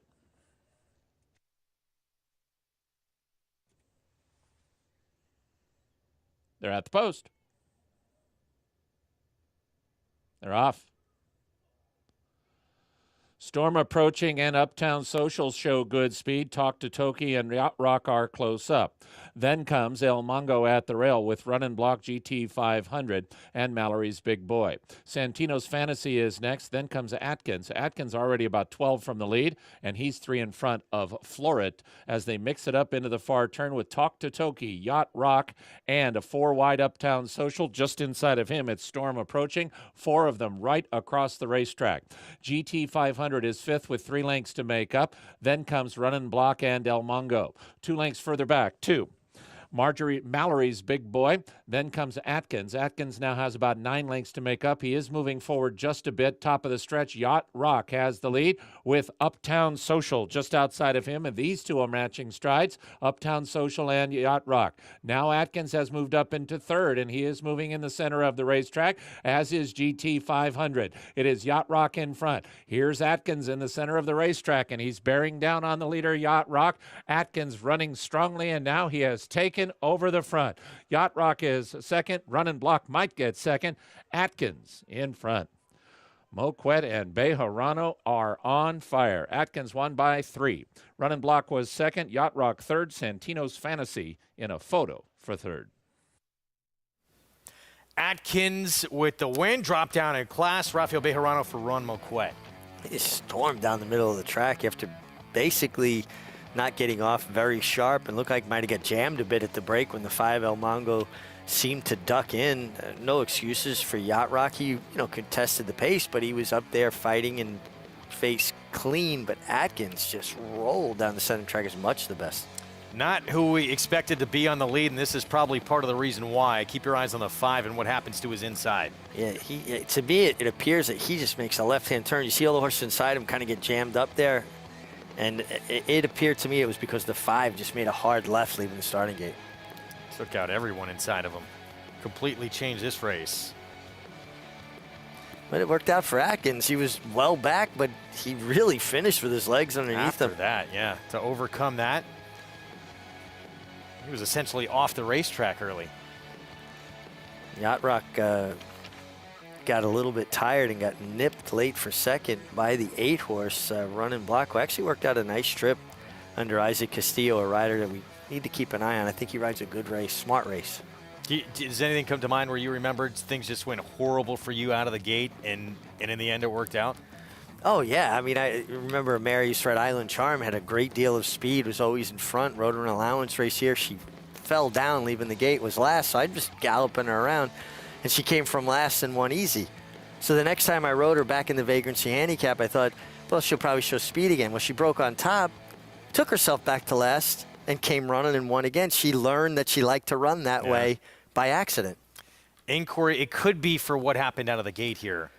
1874 unofficially. We did have the benefit of a head-on, but as soon as they broke, I turned to you and said, it appears to me like the 5 just made a hard left and basically took out all the horses inside of him. So I wonder if that's not what they're looking at here. All right, we'll keep you posted on that. Unofficially, 1874. There it is again. You can see that 5 taking out all those 3 runners to his inside. Atkins left the course. He was actually inside and had to come back out. Otherwise, he was going to ride into the fence.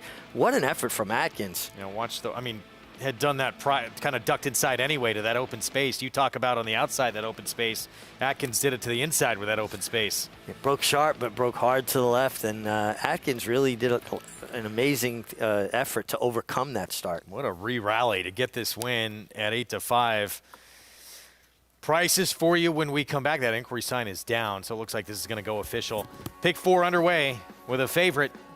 It's Atkins graduating, getting that maiden win, career start number 3 on this muddy racetrack as opening weekend continues at Oaklawn. We'll be back with more right after this.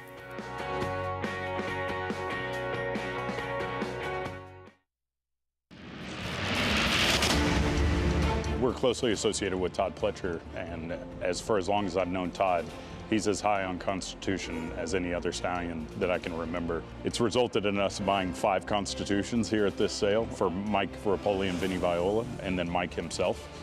He loves being able to train them. Todd always thought that that horse was uber talented, and we're seeing him pass that on to his progeny.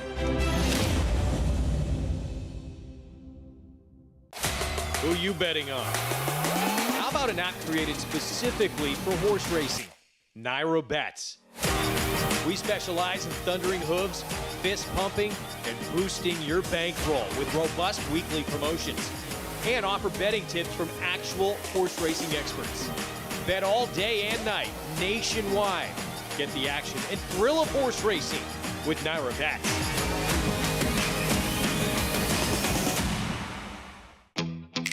Yes, there's family. If we say La Troyenne, you'll get the picture. And of course, form. G1 this. A breathtaking run. G1 that. Dig down deep to win it. But take a long, steady look, and the word that most likely springs to mind is fantastic. Maxfield. Family. Form. Physique. Fantastic. Tampa Bay Downs has a rich thoroughbred horse racing history in Florida dating back to 1926. Celebrities such as Babe Ruth, Jack Dempsey, and John Ringling all attended opening day. In 1981, Hall of Fame jockey Julie Crone won her first career race here, and in 2007 we saw Street Sense win the Tampa Bay Derby and go on later that year to win the Kentucky Derby.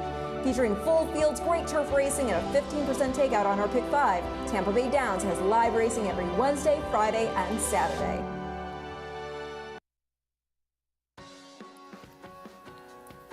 We're back at America's Day at the Races. Our program brought to you in part by the one-of-a-kind champion sprinter Run Happy. Never lost in his career while sprinting.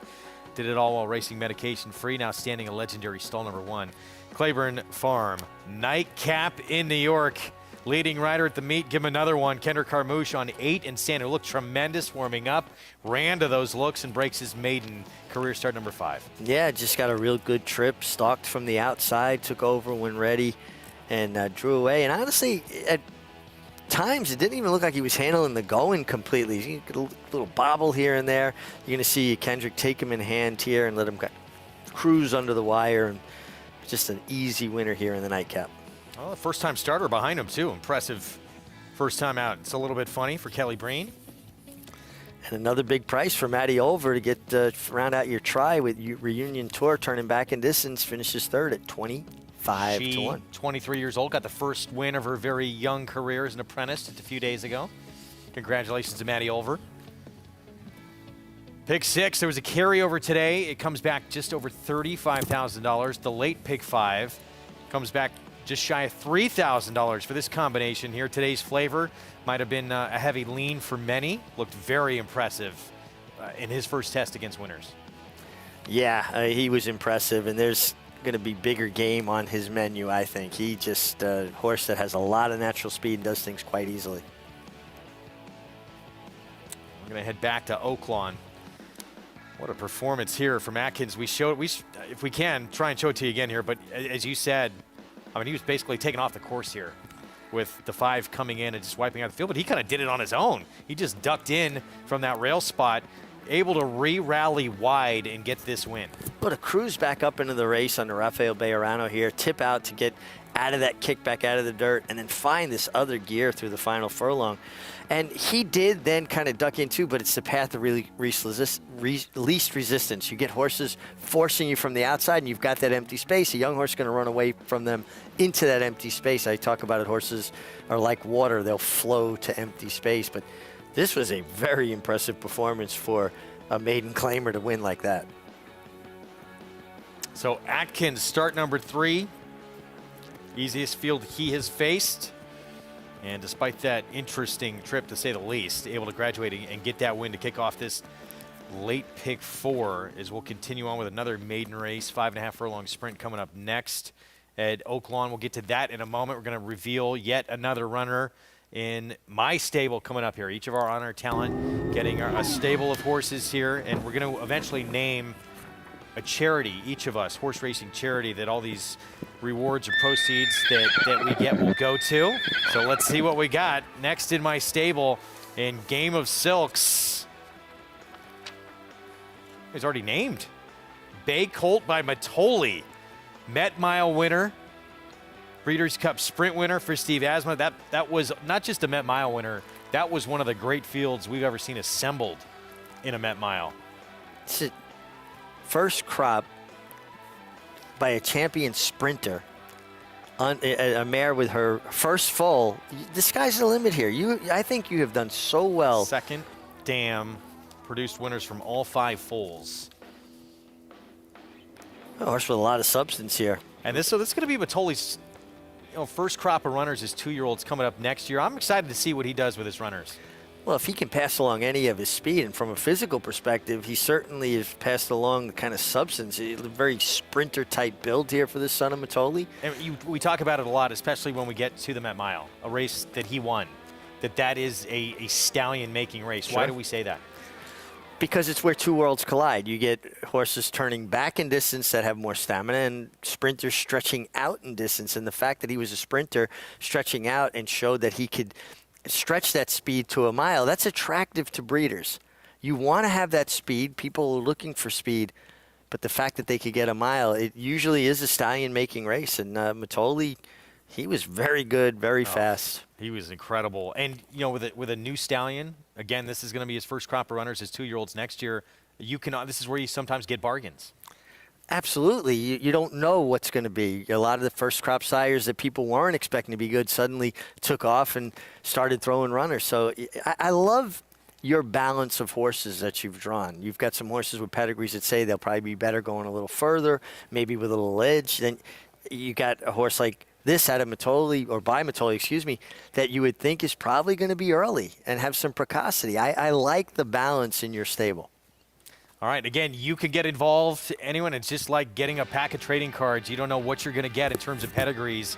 And, we had a chance to talk to the vice president and co-founder of Game of Silks, and that's where you go, silks.io, to get involved and become a virtual world horse owner in the metaverse. What he said, he purposely did that, make it random so that no one has an edge. You can't spend more money to buy these big pedigrees. I love it. It's random, but you're also, going to fall into some horses that are going to be interesting. And they're yearlings. So one way to kind of determine their value is their pedigree. But at the end of the day, they're individuals. I talk about it all the time. Mrs. Marciano had 6 kids. She only had 1 Rocky. You can not only, get involved with getting horses here and be a virtual horse owner, you can buy land, you can buy farms. Game of Silks just getting going, and all these horses that we're getting, we're going to see them actually on the racetrack. The ones obviously that make it there compete, and it's going to make it that much more fun. I'm excited. I can't wait till my next reveal. I don't get another one until December 30th, so I got to wait till after Christmas to get my next one. But silks.io, where you can get involved in the metaverse with horse racing ownership, as we continue with live action at Oaklawn Race 7. Next on their Sunday program, maiden special weight, everyone looking for that first win of their career in a 5.5 furlong sprint. Look at the current odds in this field, and it's Doro Street for Robertino Diodoro. Start number 2, debuted at Churchill, took money in that race, ran a big figure, got second place money. Certainly one of the main contenders coming up. We'll be back. Late pick 3 from Oaklawn when we return. Stay with us. More America's Day at the Races right after this. Warfront. On the racetrack, his accomplishments included this victory in the Vanderbilt at Saratoga. It will be Warfront to win it by 2.5 lengths. Now this son of Danzig ranks among the world's elite sires. With over 100 stakes winners, Warfront's progeny includes some of the world's most talented runners, both at home and abroad. Ranked number 1 by percentage of lifetime stakes winners, graded stakes winners, and Grade 1 winners. Warfront, standing at Claiborne Farm.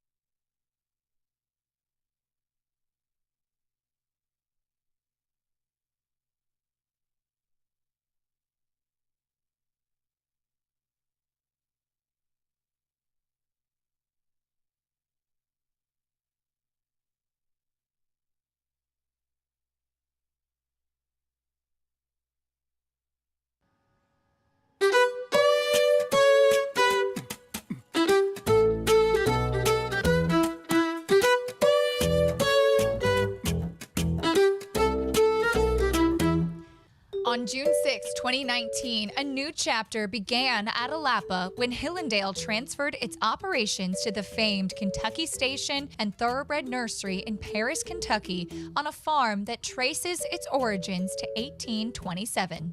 All the essential things have been done. 3 years later, owner John Sikora couldn't be more proud. You know, we're trying to be progressive, thoughtful, and respectful to what's already been here, the intent of the farm, along with, trying to become efficient and modern. The 1,400-acre Alapa is driven by its owner John Sikora's passion to return the landmark farm to its original glory. The extensive restoration includes building a brand new breeding shed out of stone and concrete, matching the training barn that's been converted to be a stallion barn and now houses a roster of world-class stallions. Hillendale also built 8 new barns, plus adding landscaping and building tens of miles of fence, plus adding roads and utilities. Sikora appreciates the daily inspiration the farm gives him. There's the ruins of an old dairy barn, which is it's like a beautiful relic. It's peaceful and quiet. There's waterfall ponds behind the house, behind the office. There's many unique, peaceful, great parts of the farm that create peace and a sense of understanding where you are and how unique the farm is. He also enjoys visiting the stallion barn in the evening when it's quiet and peaceful. The horses are looking outside their stall, looking outside the windows. There's like 4,600 windows in the stallion barn. They can look outside, and it's very, very, very natural, peaceful to them. And when I look at this barn too, I feel all the history and the great horses that were here. Great champions were all raised and broke and trained here. Sikora is now focused on making new history at Alapa. You know, when you think of all that living history, it makes you respectful of the barn and who's been housed there, and then also a responsibility of trying to keep that same standard and try to move it forward and be historic in what we do, so that when someone would look back 50 years from now, they have a feeling of obligation for them to do the same here. Back with you on America's Day at the Races on our FS1 coverage. It's brought to you in part by Hillendale at Alapa as we continue on our Sunday coverage. Opening weekend from Oaklawn, been wet weather. And this 7th race, muddy track, going 5.5 furlongs in this maiden special weight. And Doro Street, for Robertino Diodoro, this filly looked very good. First time out in a runner-up finish at Churchill Downs. Yeah, got a good figure, chased a fast pace. Understandable she's your favorite. Here's Stellar Lily for Ron Moquette. Hot connections, Ron Moquette, Rafael Bejarano. Ron Moquette basically lives right there on the grounds. Yeah, his house right on the backstretch. He has the best view of anybody. Was third to Rarify at Keeneland in a maiden special last start. Here's Classy Bridget for Chris Hartman. A couple of nice efforts for this filly. She's turning back to 5.5, shortest she's ever run. Thorn Crown, so first-time starter at a big price. Yeah, not taking a lot of money. Usually you try to let the board help us a little bit. Unstable Princess, Giovanni Franco, 39-1. Yeah, has run exclusively on synthetic up to this point. Good work at Oaklawn, 5 furlongs and 101. Start number 2 for the favorite here at 9-5. Makes a lot of sense. Showed good speed going 6, was in a good spot, just came up second best. More happy hours, 52-1. Yeah, is just going to have to improve off her first 2 runs, but did take a bit of a step forward from her first start to second. Lasix for the first time for the 7 Unified girl, Mikhail Michelle rides. Yeah, first time for the coach, too, Wayne Lucas. Pate coming in from Remington, showed some speed last start. Yeah, and, you know, get for Hall of Famer Steve Asmussen would have to improve, but can certainly take a step forward. Yeah, that was flying Bessie for Asmussen, the 8. It was Isaac Castillo. Here's the 10, Sweet Shug's Canterbury Shipper. Yeah, it's going to have to improve, but did hit the board on her first start after kind of jumping at the break. First-time starter for Tom Amos, our colleague, David Cabrera on Army Kitten. Taking a bit of a nibble, 7-1 here by Army Mule's been throwing some precocious runners. And Roman Goddess just was third for trainer Mike Maker in a straight maiden race at Churchill Downs. And good speed in all of her starts, now turns back to the 5.5 furlong distance. Against a pretty good one, Positano Sunset, and faced a really good one for Tom Amos named Hoosier Philly in the debut. Tom thinks that may be the best horse he's ever trained. 5 minutes to post in the 7th coming up. Let's go back to Paul LaDuca. Yeah, like Greg, let's stay on the 12 in here, Roman Goddess, because this is the horse I like in here. I actually like her quite a bit. You're right. She lost to Hoosier Philly first time out. We know what Hoosier Philly has turned into. She won the Goldenrod in hand. Now, she came back, and who did she lose to in her second start, Roman Goddess? She lost to Julia Shining. Who's that? Julia Shining is the sister to Malafat. And Positano Sunset was second in that race at Keeneland. So now what does she have to do? She has to run back into Positano Sunset on her race back at Churchill Downs. I just think that now, third start, blinkers, that she gets the 12-hole. And at 5-1, I just think it's a nice play here. Now to get into some of the other runners in here, the 11, you talked about Tom Amos. Army Mule just having a great start to his career when it comes to first-time starters. He's about close to 20%, somewhere in that area. Out of a Kitten's Joy mare, this is actually kind of an interesting little pedigree here. So maybe the 11 will fire. I thought it looked good on the racetrack. Now the favorite, the 5, Dior. There's a lot of horses in here that ran very good races first and second time out. The 5, Dioro Street, like Greg mentioned. I mean, under 3-1 drew the 1 hole. I thought was right up on that pace after not really breaking that well. And they went 21-2 that day. So I think that horse has got to look. The 2, Classy Bridget. This horse lost a pretty mischievous first time out. Pretty mischievous. Distant third in the Goldenrod to Hoosier Philly, but still a quality horse, and then came back and run second too. And then the 1, Stellar Lily, you heard at the end of that call Vic Stauffer saying that Moquette and Bejarano are on fire, and this horse is taking money at 6-1. But I'm going to stick with the outside horse here, guys, the 12. I just think that the races that she's coming out of might prove to be worthy for her to be a nice little price here at 5-1 for Gabriel Saez and Michael Maker. All right, Paul, we'll see if fourth time is the charm for Roman Goddess. I mean, she has had the misfortune of facing three pretty good ones first 3 times out. Yeah, and showing speed, duking it out with them. And, you know, so she make it very comfortable, particularly from the outside. I think she makes a lot of sense. I think Paul made a really good case for her. I thought the 9, Pate, was a little interesting. By Super Saver, we know he loved the slop. He won the Kentucky Derby in it. This horse has got 2 good efforts at Remington Park. I talked about it yesterday. I think Remington Park form holds up well at Oaklawn. And at 21-1, this is a horse I'm going to use in my exotics. 2 minutes to post coming up. Jonathan, 8-5 favoritism for Robertino Diodoro, second-time starter here, the 5. Yeah, look, I'm going to go with the 11 Army Kitten for a few reasons. The simple one, the one that won't get anyone all worked up. The second one might. The first one, Tom Amoss has had an outstanding year with his 2-year-olds, right? He's got some really talented ones, but he's been good across the board. And I'm not just saying that because he's a colleague and a friend. He's won 20% in his 2-year-old races, 28% with first-time starting 2-year-olds. He's run 32 horses, won 9 of those races. It's pretty impressive stats. Now, when you kind of are seeing the ball good and you've got a bunch of good 2-year-olds, you can work them all together. You put them in spots they're supposed to be. You know who's ready. It just feels like he's seeing the ball extremely well with these 2-year-olds. I like Army Kitten in this spot. I like the draw outside for young horses. And the other thing I'll say about Army Kitten is her daddy, Army Mule, was an outstanding racehorse. He's just so fast. He was undefeated in 3 starts. He just couldn't keep it together. And when I say outstanding good, I mean his first couple of races were flight line good. That's how good this horse was. He just couldn't stay sound. I think he could have a big stallion career, and I like the 11 Army Kitten in here. Yeah, Army, he was almost too fast for his own good. I mean, he's ran some huge efforts, but couldn't stay on the racetrack. Excited to see his offspring, though, and we have an Army Mule first-timer with this 11 at 8-1 for Tom Amoss.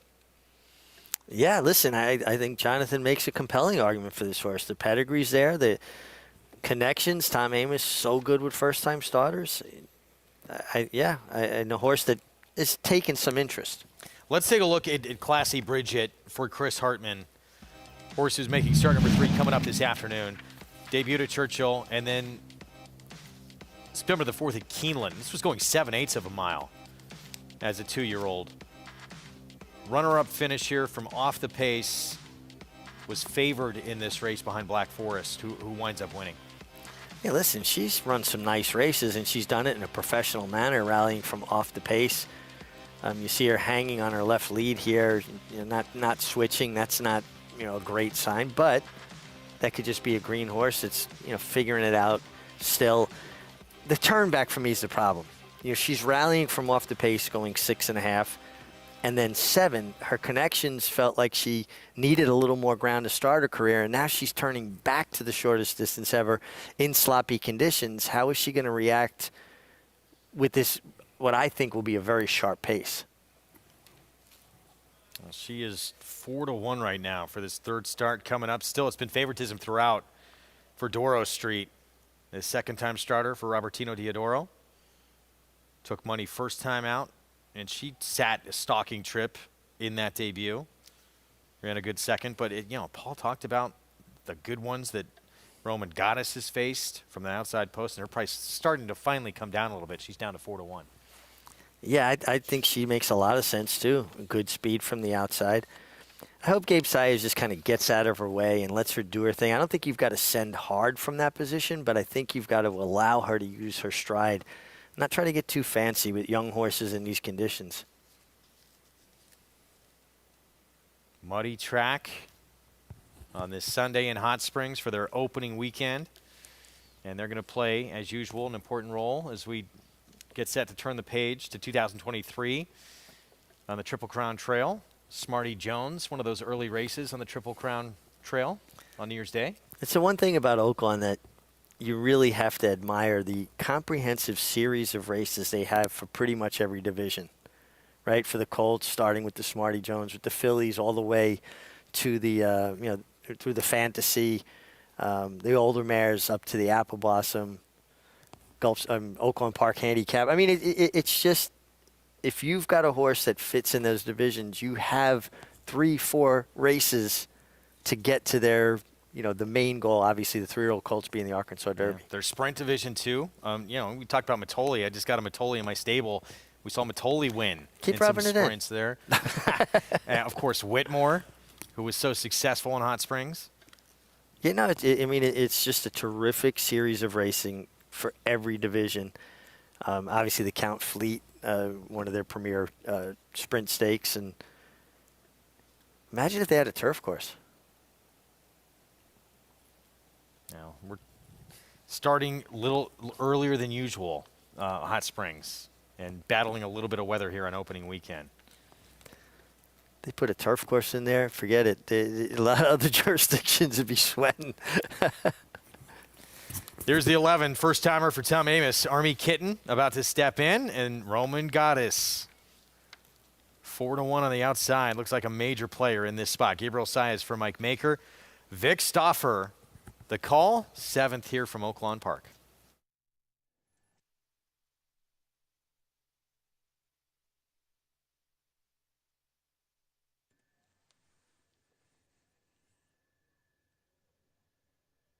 They're at the post. They're off. Doro Street wins the break, goes to the front from Pate and Stellar Lily. Thorn Crown is next. Roman Goddess and Flying Bessie are following. Then comes Army Kitten. Down at the rail is, and moving up just a bit, Classy Bridget. So they run into the far turn with 3 across the track. Doro Street 3 wide, Stellar Lily at the rail, and Thorn Crown very tightly between horses. Those 3 are 3 lengths clear of Roman Goddess, Flying Bessie, and Pate. Another 2 lengths further back to Classy Bridget. Then comes Army Kitten, and outside of her is Sweet Shugs. Then it's 4 lengths further back to Unstable Princess and Pate, and the trailer is More Happy Hours, and the leader is Doro Street, and she gets away at the top of the stretch. Doro Street with a 2.5 length lead on Thorn Crown in second. The whip is out on Roman Goddess. Down at the rail goes Flying Stellar Lily, and in the center of the racetrack, Pate is moving up, and Pate means some business. So Doro Street has the lead. Pate has moved up outside of Flying Bessie. These two both have a chance to run down Doro Street. Doro Street, here's Flying Bessie, and a late run, Classy Bridget. Classy Bridget! Wow, Classy Bridget came through from the inside and beat Flying Bessie. Doro Street finished third. Street was going easy as could be in here, and then a few make a run at this horse. In the end, it's Classy Bridget. Chris Hartman shortening up from 7/8 of a mile. And it just intensified her late closing kick, and she was able to thread her way through the field. And we've seen a couple races now collapse late at Oaklawn where the closers are getting the best of it. Our coverage is going to continue over on FS2. Up next on FS1, College Hoops, number 7, Tennessee, number 13, Maryland. In the Hall of Fame Invitational, that's next on FS1. Again, our coverage of America's Day at the Races continuing. You can pick it up over on FS2. We'll have the conclusion, including the feature from Oaklawn Park on this Sunday card. It's a domineering display by the ultra-talented McKenzie. McKenzie in a dominant performance. 300 won't do it. 300,000. 275, you give 275,000. 75, but we get 75, 275,000. 250, I'm Ralph now, 250,000. Here, but we get $200,000.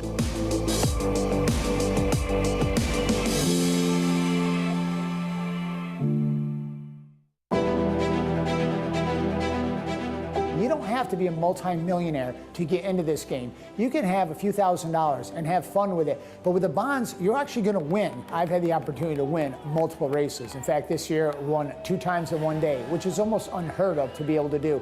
This is going to happen with them. You will get into the winner's circle in Saratoga. You will walk that horse in, and you will stand there, look at the crowd, and the bonds will take you there and get you into that winner's circle. And it won't cost you a lot of money. History remembers moments of extraordinary strength, skill, and determination. True greatness is forged by those who fulfill their destiny.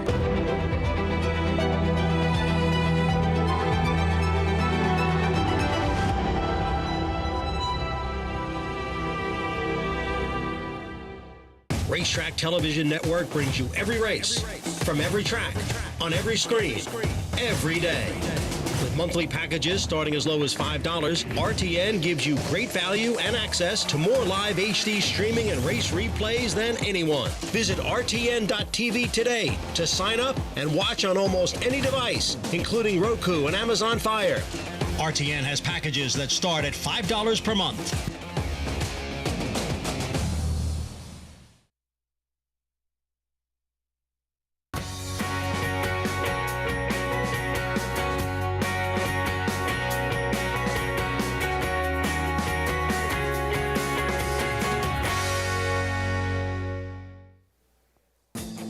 Welcome to those just joining us on our FS2 coverage of America's Day at the Races and continuing opening weekend coverage of the meet in Hot Springs, Arkansas at Oaklawn Park. It's brought to you in part by America's Best Racing. For the love of the race, visit americasbestracing.net. Today, muddy conditions on this Sunday program at Oaklawn, and we have the feature to come in race 8 up next. Greg Wolf alongside Maggie Wolfendale joining me here on the desk. And that feature to come, we talked about this horse a lot earlier when we kicked off our coverage over on FS1. Keystone Field, it's a 7-year-old trying to put together 3 wins in a row at 3 different racetracks, but advanced in age, but the best he's ever been right now. Yeah, and it helps that he has that last win over a sloppy sealed racetrack. And I mean, he never looked like he was losing that last race, Greg, at Churchill Downs. He was just tanking with Gerardo Corrales the entire way around there. He, as you mentioned, is in raging form right now. We'll have to do it from the outside post, which can be a little bit tricky going that 2-turn mile in the 16th at Oaklawn. Mike Maker, Francisco Arrieta, 3 Diamonds Farm. They will team up with the horse who's likely going to be the favorite in that feature. Here's what's ahead. Presented by Claiborne Farm. We have races 8 and 9 coming up on the Sunday card at Oaklawn. So that feature, that 8th race, then we have a $100,000 allowance sprint coming up in race 9 as well. That's a competitive group that we look forward to. We have live coverage with Paul LaDuca on site as well, and you can play it all by getting signed up and started with Naira Bets. That's the offer, $200 deposit match sign-up bonus in your account with that promo code, match200 at nairabets.com, and bet any track, anywhere, anytime. We've also been continuing to unveil our stables here with this game of silks that we've been promoting for the last couple of weeks on the program, and it's the metaverse meets horse racing. Jonathan, it is your time to find out who is part of your barn. Are you ready? Yeah, you better be a good horse, Wolfie, or I'm going to make you give me one of yours, and I'm going to give you this one that's not very good. How about that? Let's see what you get first.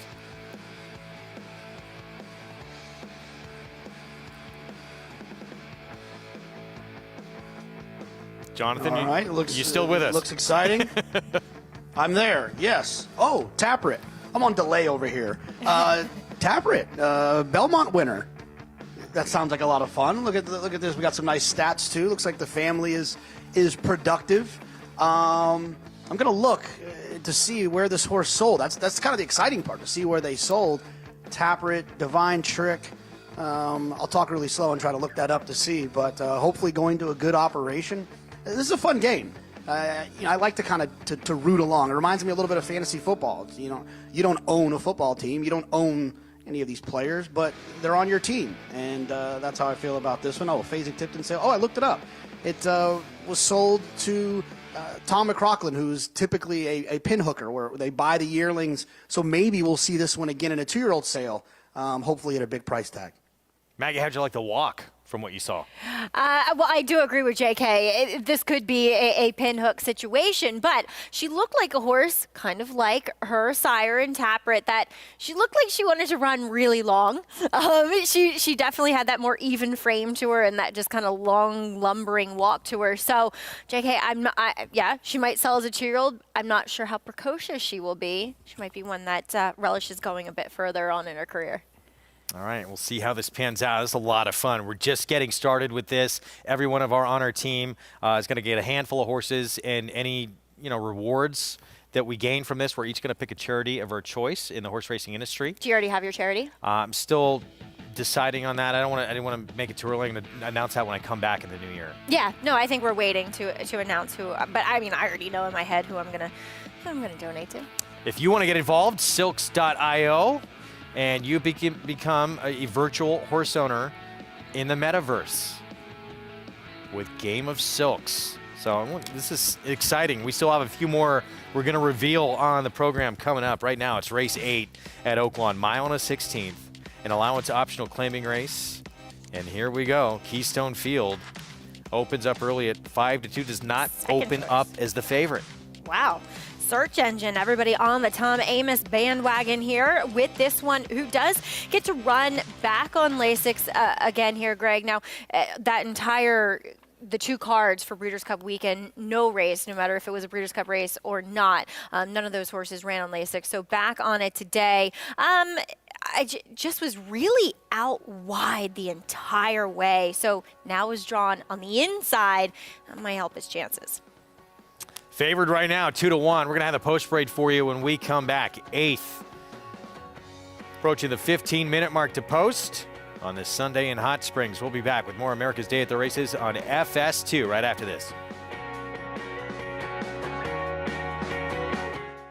The Run Happies are running, the Run Happies are selling, the Run Happies are winning. Eclipse champion Run Happy is showing a new dimension with winners on turf, dirt, and all weather.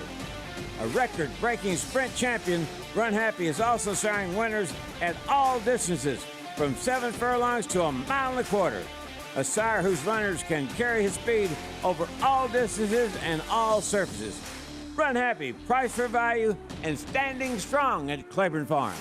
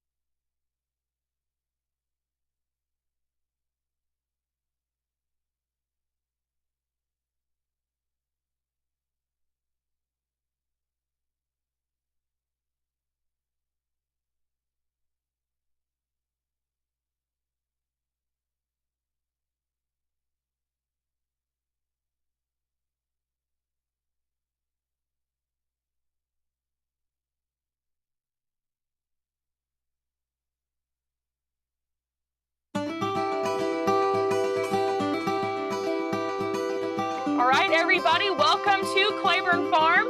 Claiborne Farm has been around since 1910. The tour is a backstage look at how we operate as a large-scale breeding farm. These are parts of the farm that have always been off limits to the public. You know, you would only see these barns and these horses up close if you worked out here. So it's been really exciting to open that to the public, to show that end of the industry and just spread that knowledge. You know, you take a group out, they get to scratch on a mare in full, they think it's super cool, and hopefully create a lifelong fan. So our stallions stand from anywhere from $5,000 to $100,000. That is a stand and nurse guarantee. So that fee is not paid until the next year after the mare has had her baby, the full stands, and everything is good. We have conceived 22 Kentucky Derby winners, 19 Preakness winners, 22 Belmont winners, and 29 Breeders' Cup winners. In addition to that, 6 of the 13 Triple Crown winners have been conceived in our breeding shed.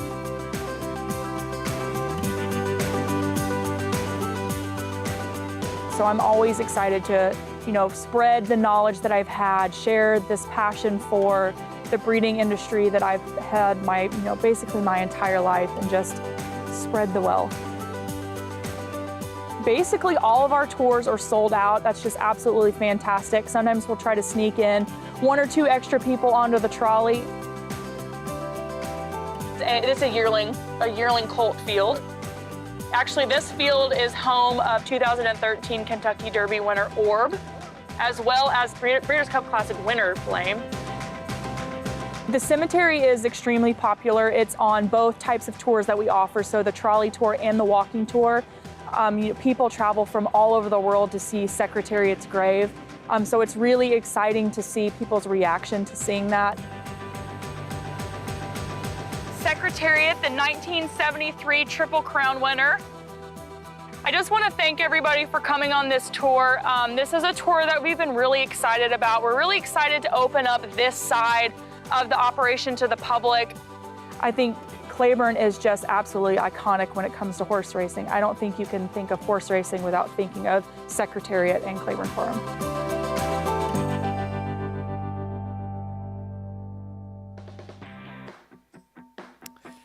Back on our live coverage of America's Day at the Races, brought to you in part by legendary Claiborne Farm. 100 years of doing the usual, unusually well. This 8th race next. We're 8 minutes to post, going 2 turns, mile and 16th coming up. Search engine still taking money for trainer Tom Amos, a My Racehorse runner.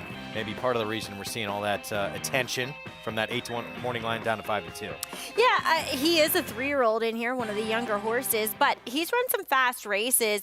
And like I said, I think he was just completely up against it last time out at Churchill. And now he gets to draw down on the inside, as opposed to the 8-hole was hung 7 wide going into that first turn last time, and gets to return here on lane 6. So no discredit from the current favorite that is switched over to the one that we thought would be Greg and Keystone Field. Yeah, and by the time, that happens now. I mean, he's become the favorite as we expected here. Trying to win again 3 in a row. He's won 3 of his last 4 on dirt. And this is a look at Keystone Field in action in his most recent start. This was at Churchill Downs, sloppy racetrack. Yeah, and, watching this race, he just literally looked like a winner most of that was 2 back. He looked like a winner the entire way. This time out, he had to gut it out a little bit, and probably the track not his favorite, I would say. But again, he's going to have a sloppy track here. Intrepid Heart kind of got to him, and he dug back in. You could see he was idling a bit until Intrepid Heart came up to him. So clearly a horse that has that will to win, is a 6-time winner out of 21 starts. That is not a record to scoff at. A horse that you know a little bit, Zoomer, in here too, the 3-horse at 4-1. I was wondering about him the other day. I miss him. He's a really, really cool horse that literally I feel like everybody has had a shot with him. Now we see Brad Cox picking him up, and kind of an interesting claim for Brad. He was in that field 2 back at Keeneland with Keystone Field. He was steady going into that first turn, but he was done midway around there. He had been in some tough spots, I would say, for his last 3 starts. Now, Brad picks him up here, and it just feels like this is probably the right kind of spot for him. First off the claim here, and Mark Casse, we don't see him claiming many horses. I feel like his bread and butter's with younger horses that he gets to develop. And let's not forget, while Brad is that trainer now that trains for Juddmonte and Godolphin, that's how Brad made his way for the first several years of his career, claiming horses. So I think a very interesting pickup. Neat horse who's been competitive, going from 6 furlongs to a mile and an 1/8. I mean, you do just about anything. Yep. 9-2 right now on Zoomer. Favorite, though, still, it's the 9, Keystone Field. While the post parade coming up, we'll hear from Paul LaDuca as well when we come back. 8th from Oaklawn next on our FS2 coverage.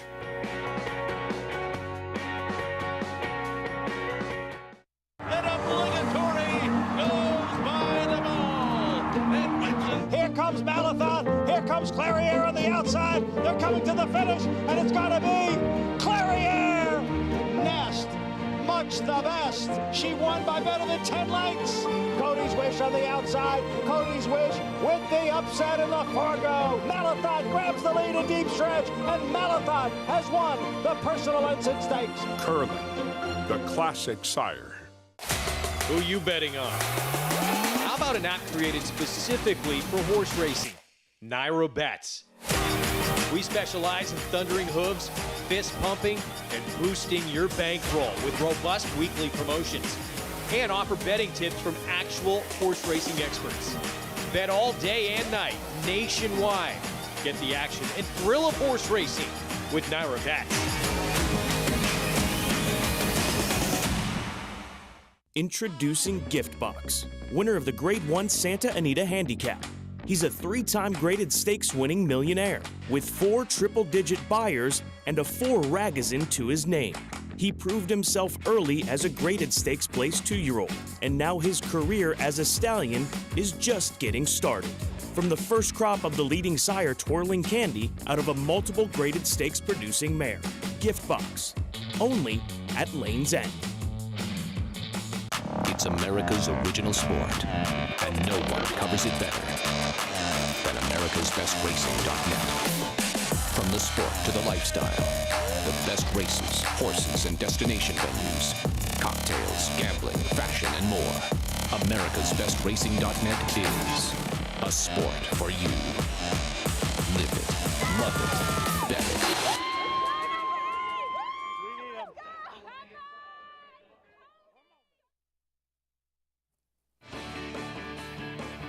We are back on our FS2 coverage of America's Day at the Races as we get set for race 8 here at Oaklawn. 2 good races to close out this Sunday card on this muddy racetrack. Our post break coming up for this allowance optional claiming mile and a 16th event. And we're going to begin in a moment here with Search Engine for trainer Tom Amos. I remember that playing that race at Keeneland. The horse came out. That was a loaded group that lined up. B-Doc, very talented business model, who won that race. Mm-hmm.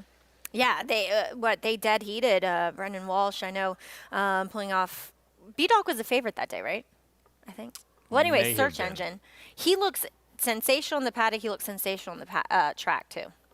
Here's Alejandro for 12-time meet leader Steve Asmussen. He's got Isaac Castillo. He's so one-pace, Greg.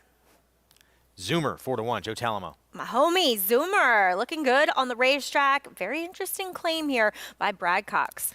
Leblon, 13-1, who's 0 for 2 on an off track. This was a weird trip last time where it could have worked out to be a brilliant ride by Florent Giroux. Instead, it kind of backfired a little bit. He was restrained off the pace, went wide, went inside, and got blocked.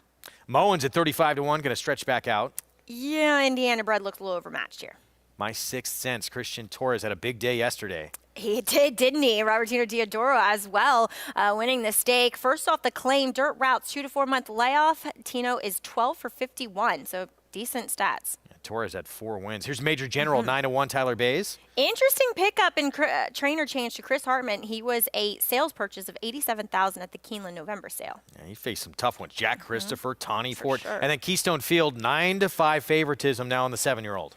Greg, he looks to get forward position, but he's going to have to do it from that outside post position, and he's looking for his 3rd win in a row, 7th overall lifetime. Paulie, can the 7-year-old do it again, make it 3 straight? Yeah, it's really cool, isn't it? This is a horse now at age 7. This is sort of putting it all together. And, you know, this horse was on in mile-and-a-half turf service before the last 2 wins and was 68-1. And then Michael Maker... the last 2 races have just been outstanding. And like I said before, like Michael is a trainer that claims horses to put on turf. This is a horse that he claimed. He tried to put on turf. It did not work out. But he's put this horse on the dirt, and it's resulted in 3 wins. And I was with Maggie. This horse got just drugged to the front end by Gerardo Corrales that day and loved the sloppy going. Like we always say, we've said this before, and I hate retweeting it. Saying it is no racetrack is the same racetrack when it comes to sloppy, but Keystone Field is the horse to beat in here. I do think the 1 is the horse to catch in here for for Tom Amos, search engine. You know, there's not a lot of pace in here, and I would think Daniel Cabrera's got to send. Tom's horses have been running very, very well. Even his first-time starter in there, who didn't get off to a great break, I thought actually finished off pretty good, the Army Mule first-time starter. In my long shot in here, Greg, would be the 7, My 6 Cents. When you look at this horse likes Oaklawn Park. A lot of second-place finishes, which I don't love. But Robertina Diodoro, who is on track, I'm actually looking at him right now, claimed this horse from Steve Hobby's, given this horse plenty of time. 3 wet track wins, got some good numbers with Christian Torres, like you were saying, is on fire. Right now, taking a ton of money at 5-1. I do think the 9's the horse to beat, the 1's the horse to catch, the 7's the horse I'm going to bet. Paulie, thanks. Yeah, I mean, there's not a lot of pace in this race. We know Tom Amos always loves to be aggressive, drawn inside, probably have to take advantage of that. Exactly. Is the other speed, is it potentially Major General? It's a horse who actually won going gate to wire, sprinting at Saratoga. Actually does have the fastest early Timeform US pace figure here. And 2, we often see when Chris Hartman takes over with horses, they do show a bit more speed. So he's very intriguing from that standpoint. The one thing I can say about him, Greg, is that I noticed in his last race when switching leads, and he did it early on too, switching to his outside lead down the backside, he throws his head up in the air. So not the smoothest lead changes. And it was just something I noticed, but he is coming off a little bit of a break here for a guy who, when he first gets horses into his barn, we do admittedly see it more so at Churchill than any other track, and Chris Hartman, that they do tend to kind of refine some of their better form, but is his best form good enough? He's a generous price, 10-1 though. Meanwhile, My 6 Cents, 3-time winner on an off track. And Jonathan, this is a horse who's had some success when he's been forward. Absolutely, and he's drawn well enough on a racetrack with some moisture in it. The thing I'll say about My 6 Cents is that, you know, when horses move to Diodoro's barn in his career, out of 2,619 horses that have moved to his barn, and he starts with them for the first time, he wins 19% of those races. So there's this assumption that there should be an improvement from My 6 Cents.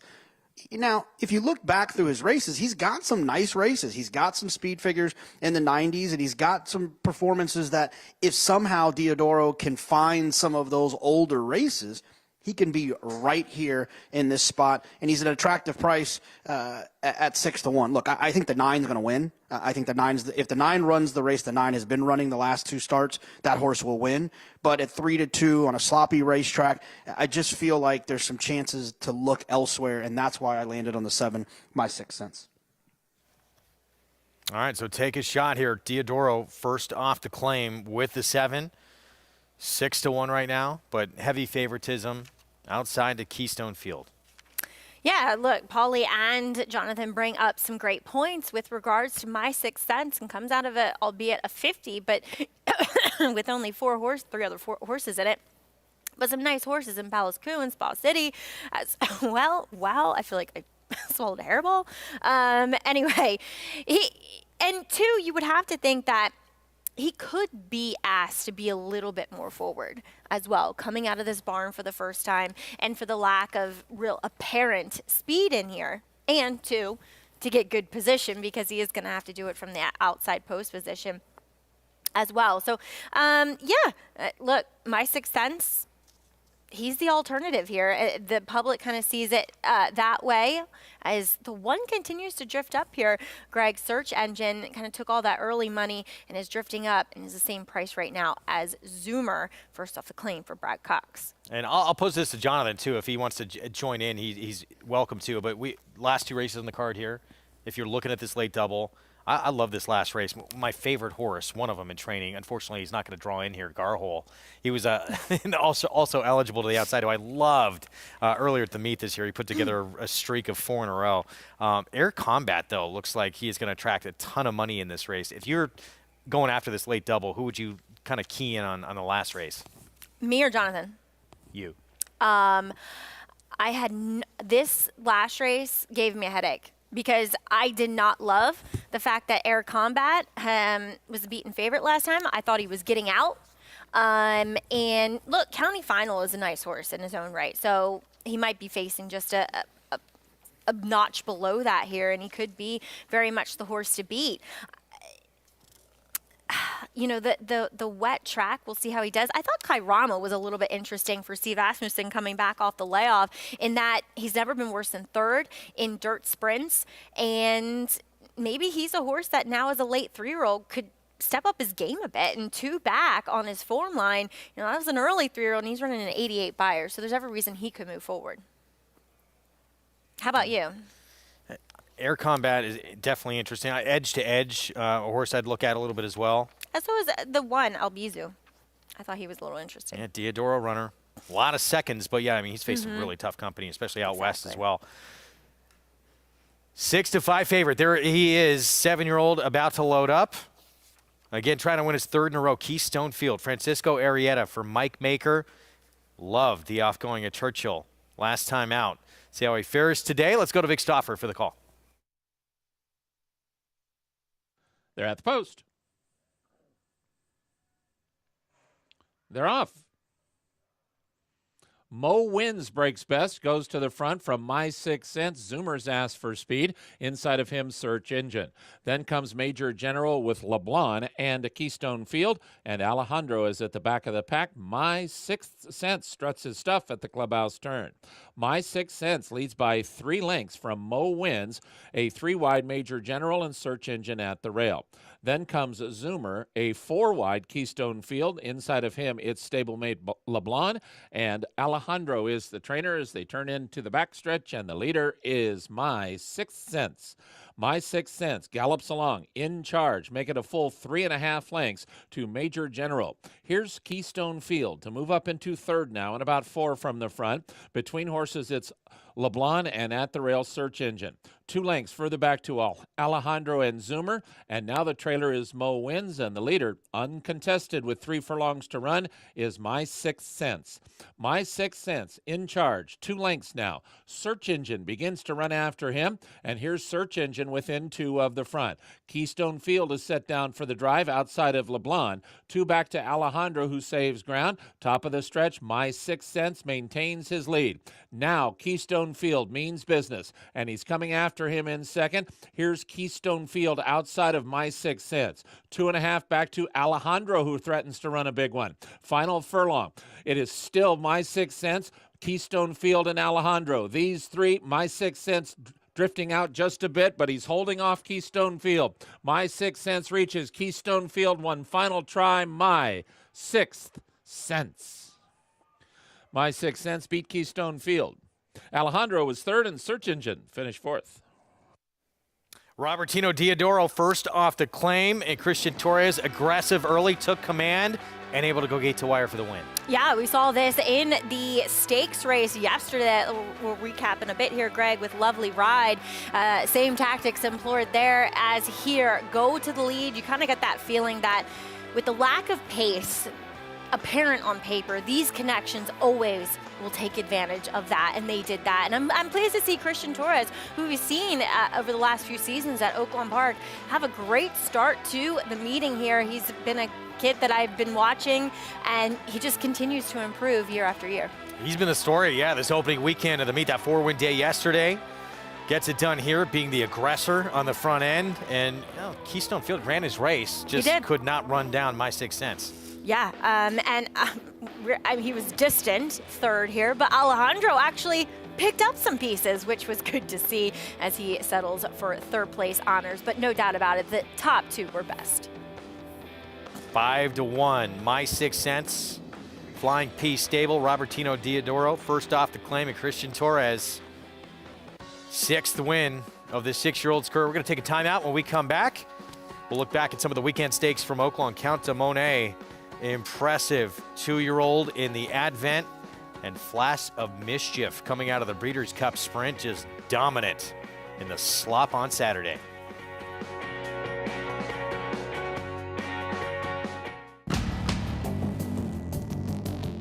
Whether it's Division I or Grade 1, top athletes have certain traits in common.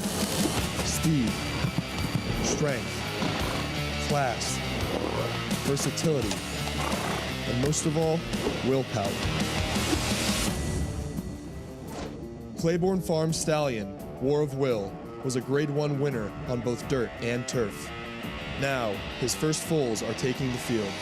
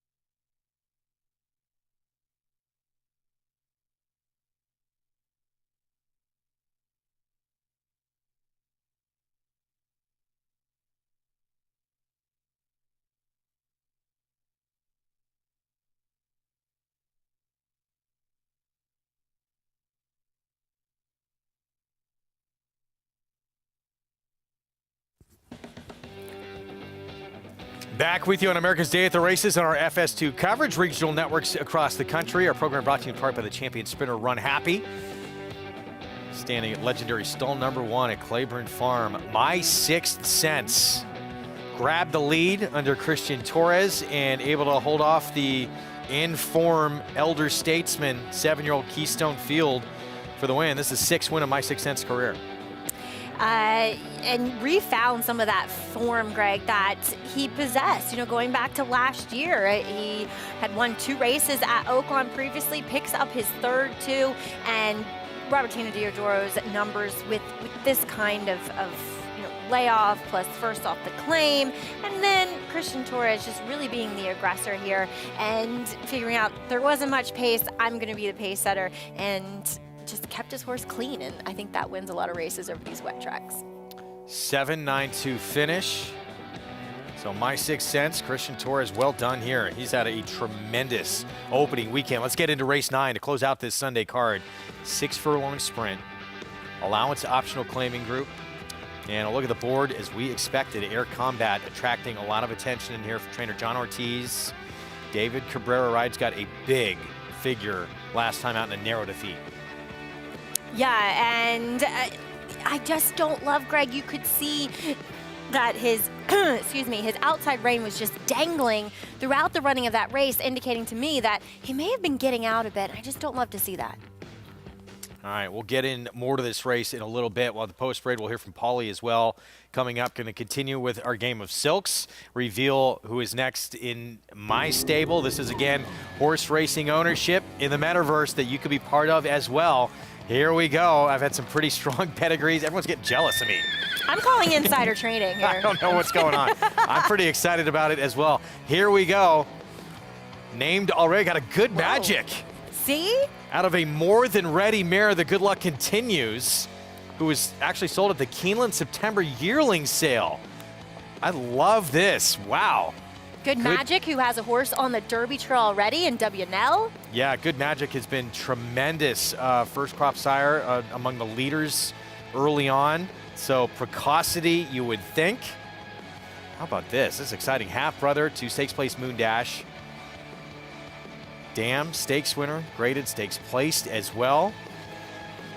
My Good Fortune continues. But again, you never know what you're going to get. Just having a nice pedigree does not equate. You can't buy championships. Well, can we buy your horses from you? We can talk if you'd like to. Oh, okay. I like it. I like it. That's a great thing about this game, though. That's a great thing about the game. Yeah. You can get these horses and you can bring other people in to be involved. It's and great. Share the rewards. Yeah, I might be jumping in on yours. No, I'm kidding.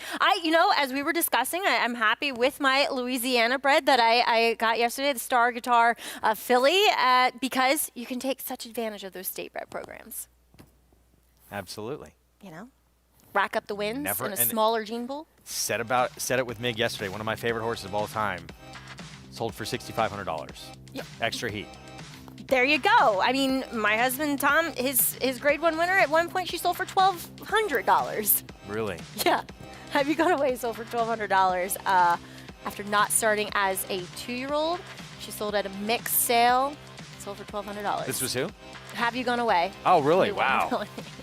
Grade 1 winner at Saratoga. Yep. You can get involved in this game as well and be a horse owner in the metaverse. Go to silks.io to be involved in the game of silks, and you're going to see these yearlings turning 2 at the beginning of the year, hopefully making their debuts by, April of next year? Yeah.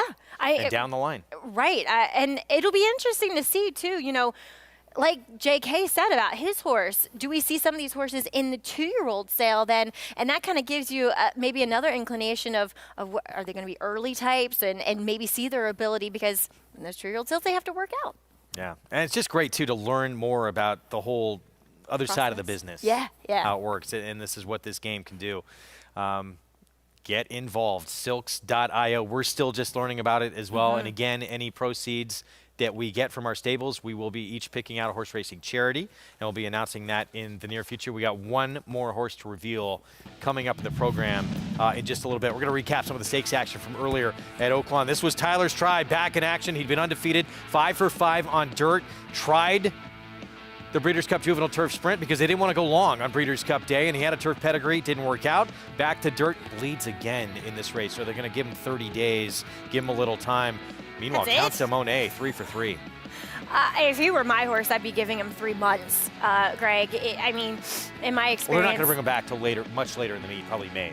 Okay, that's fine. I mean, he obviously needs those lungs to heal. But Count de Monet, talk about a horse that it really upped his game. He won under wraps against a suspect field in his second start, and then just took another step forward, I think, in this Advent win for Tom Swearingen, and a horse that is by Speightster out of Dance with Raven. So I'm not sure how far he will really want to go in his career, but still, there's a lot of races to be won and money to be made in the 3-year-old sprint division. He has moved forward every single start of his career, start by start by start. He was impressive in there, and he was kind of dismissed at a price at 15 to 1. Flash of Mischief, another horse who was impressive. Let's go to Paula Duca for more on the stakes action we saw this weekend, Paulie.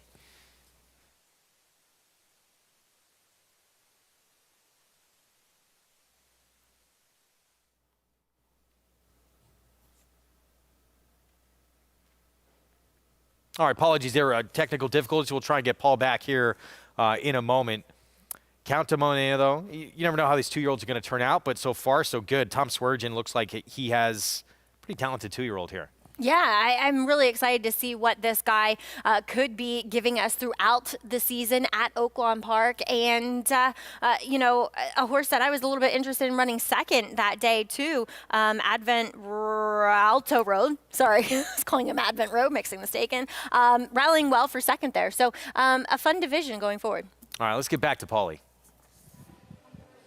Yeah, I was getting to Flash of Mischief, who won the Ring the Bell yesterday for Carl Broberg and Christian Torres. And, this Into Mischief colt is getting better and better. And now, after speaking to Carl a little bit after the race, they're going to keep him around one turn. He has been battling, going mile and an eighth, a mile. And it just shows you that he's the kind of horse that just has a ton of heart.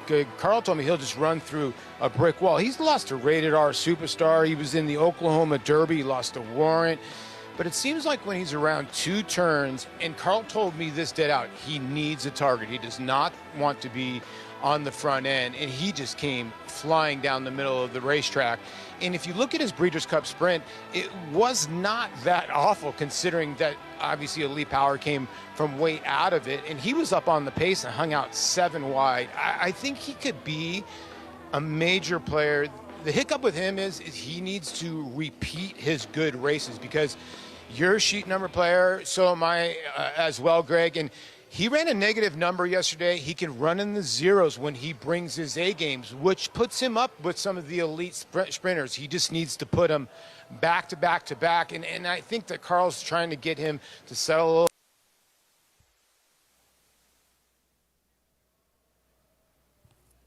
Paul, thanks. We cut off there at the very end of that, but yeah, Flash of Mischief. As Paul said, he has some races in there, and it's not just a one-off that puts him amongst some of the elite sprinters in the country.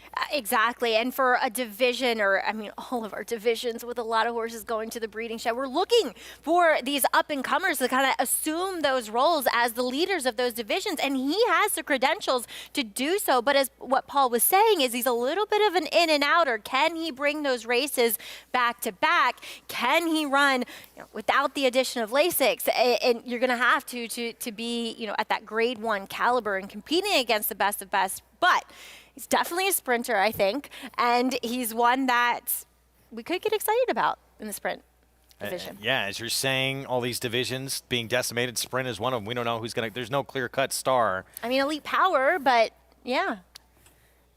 We'll see who emerges. We'll get a lot of time till we get there to next year's Breeders' Cup. Yeah. Meanwhile, yesterday, stakes action, we talked about how hot Christian Torres was, and it was what we just saw in the last race. Christian Torres being aggressive, putting Lovely Ride on the front end. We didn't get to see the beginning of this race. I don't know what happened with the coach, but again, was not on the lead. No, I don't know either what happened, but I think it's just Christian. He's just being very aggressive with these horses, and it's paying off. And, a filly that I think really moved well over the wet surface. She's bred to be one that moves well over the surface. And they kind of had been experimenting with her in turf and synthetic, but I think the dirt is where she ultimately belongs, so she can handle the turf.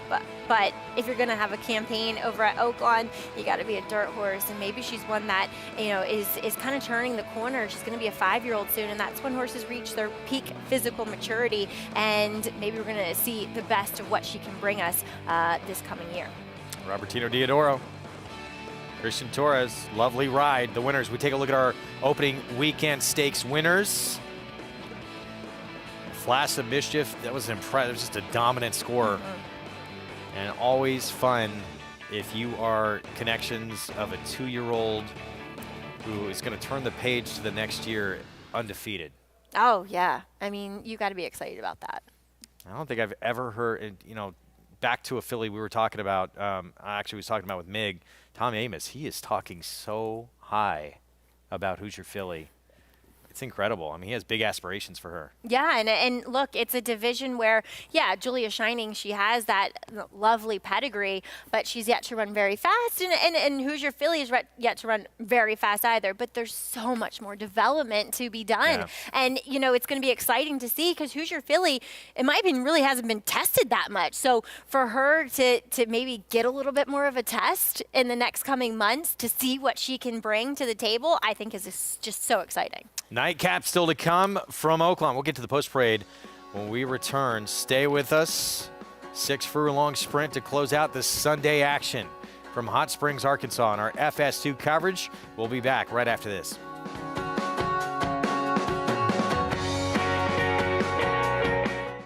War Dancer. The momentum continues with recent stakes winners on turf and dirt. Dancing Buck going wire to wire in the Grade 3 Belmont Turf. Dancing Buck has opened up on the field. It is Dancing Buck by a half-dozen lengths. And 2-year-old filly War Saichi with a wire-to-wire win in the Ladyfinger Stakes. War Saichi asserted her authority immediately out of the starting gate, and she has not relinquished the lead. War Dancer, the #1 third-crop turf sire in North America. Proud to stand in New York.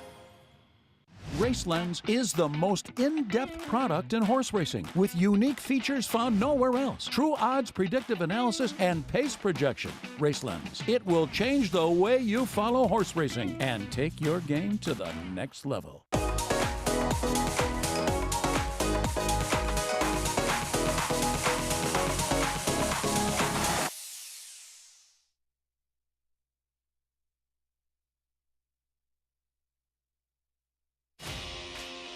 The Run Happies are hot, hot, hot with his 2-year-olds burning up the track. Recent top runners include this growing list of winners at Churchill Downs. Plus the speedy 2-year-old colt, Happy is a Choice, a 5-length maiden winner at Keeneland. Happy is a Choice, Francisco Arrieta to win it. Price for value and turning up the heat. Call today and book your mare to Eclipse champion Run Happy, standing at Claiborne Farm. Racetrack Television Network brings you every race, from every track, on every screen, every day. With monthly packages starting as low as $5, RTN gives you great value and access to more live HD streaming and race replays than anyone. Visit RTN.tv today to sign up and watch on almost any device, including Roku and Amazon Fire. RTN has packages that start at $5 per month.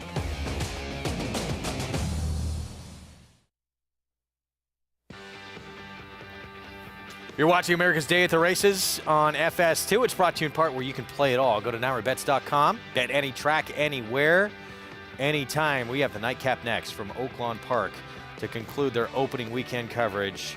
6 furlongs, allowance optional claiming field. We're going to get to it in a moment. We are going to bring Paul LaDuca, his very first Game of Silks yearling here in the Metaverse meets horse racing ownership. Paulie, here we go.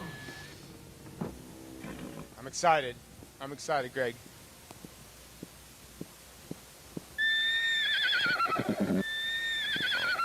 I took a peek, Paul, and there's a nice purchase price here.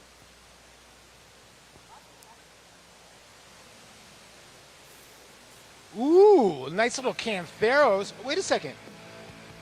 Cantheros' best son is World of Trouble. Oh, and World of Trouble is in my line. I got a nice little filly here. The dam threw out Buchero. $125,000 yearling purchase. World of Trouble. I guess, Maggie, what would this horse be to World of Trouble? A quarter or a half or whatever? If she wins first time out, can I sell her as a broodmare? Well, Paul, what's really intriguing, you mentioned Buchero, who is by Cantheros as well. So the dam is a half to Buchero, who's by Cantheros, so it's like a 3/4 to that one. And then I get really muddled as to World of Trouble. But this looks like a fast animal, Paulie. $125,000, Paulie. Keeneland September yearling sale. Oh. Yeah, I love the precocity. $125,000. Yeah, and you know what? When you look at his pedigree, Cantheros can do a little bit of everything. You got Lionheart on the top side. That's a little bit of mud. Put it back on the bottom side. If we're running on this muddy day with Honor and Glory on the bottom side, I'd be taking this little Cantheros filly today. Lionheart was a battler. Yeah. I love that horse. I really like this pedigree. I mean, Paulie's going to be the one that's winning in April for, like, Wesley Ward. This, like, screams Wesley Ward 4.5 furlong Keeneland. Oh, yeah. Or turf, like 5.5, something, you know. Totally. All right, so let's get to our post break here for the nightcap. We start with Albizu. Robertino Diodoro once again. I think this horse is dangerous. He was on the rail last time. He had to weave in throughout horses. He ran on hard behind a gate-to-wire winner in Mover. Deflator comes here out of a stakes race at Canterbury. Yeah, there's one race that makes him competitive here, and that's like 4 back, and this just looks tougher. Some big figures for Spankster, and he was a distant second to a good one named Run Classic 2 back. Now, he gets a sloppy track. Jury's out if he's really one that enjoys it. Last time out, I don't think he did. No shirt, no shoes. Doug Anderson trains. Yeah, faced a tough field on Breeders' Cup Day on Saturday. If you go back to his race 2 back, it makes him a bit of a player. Kairama, he's faced some good ones as well, including Kavad, Dash Attack. I think he's interesting here coming back off the layoff. 19 to 1 next door, Mojo Man. His recent form just leaves little to be desired, though there once was a horse that could easily win this. Jackie's Warrior, Special Reserve, CZ Rocket. Here's the 10, 4 left. 4 left, you know, his best race as of late came on the turf at Ellis Park. You know, again, he's one that has some back class. League of Legends, he won a big one at Oaklawn back in April.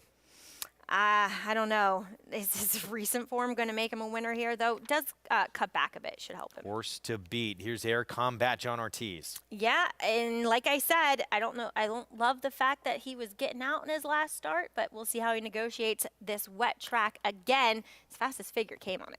And also eligible draws in here, Nick Juarez on chip off the old block. I mean, this is a cool dude. Earnings close to $500,000. He's done it the hard way. He's looking for win number 10. He does return here to Oaklawn, where a lot of his best races have come, but feels like a lot of his best races are behind him. He was third to Jackie's Warrior in the Count Fleet last year. We skipped over Edge to Edge as well, the 9. That is a player in this race, Francisco Arrieta. Let's go back to Paul. You know, Maggie, you make such a great point, because after that race with Air Combat, I actually was talking to Brian Hernandez. Brian Hernandez is a very sharp runner, and he did not want to leave the rail. And you were talking about the rein. He had said he had lost the rein, and the horse was starting to lug at him a little bit. He would have never left the rail open. That's just not Brian. It just not happened. So that is a little concerning. You know, over the sloppy racetrack, hopefully from that outside post, the 12 can maybe not get the kickback, because I don't really know if the 12 is going to enjoy a lot of the kickback. But Air Combat is the one to beat. You mentioned a horse that you liked a little bit. I like 2 here.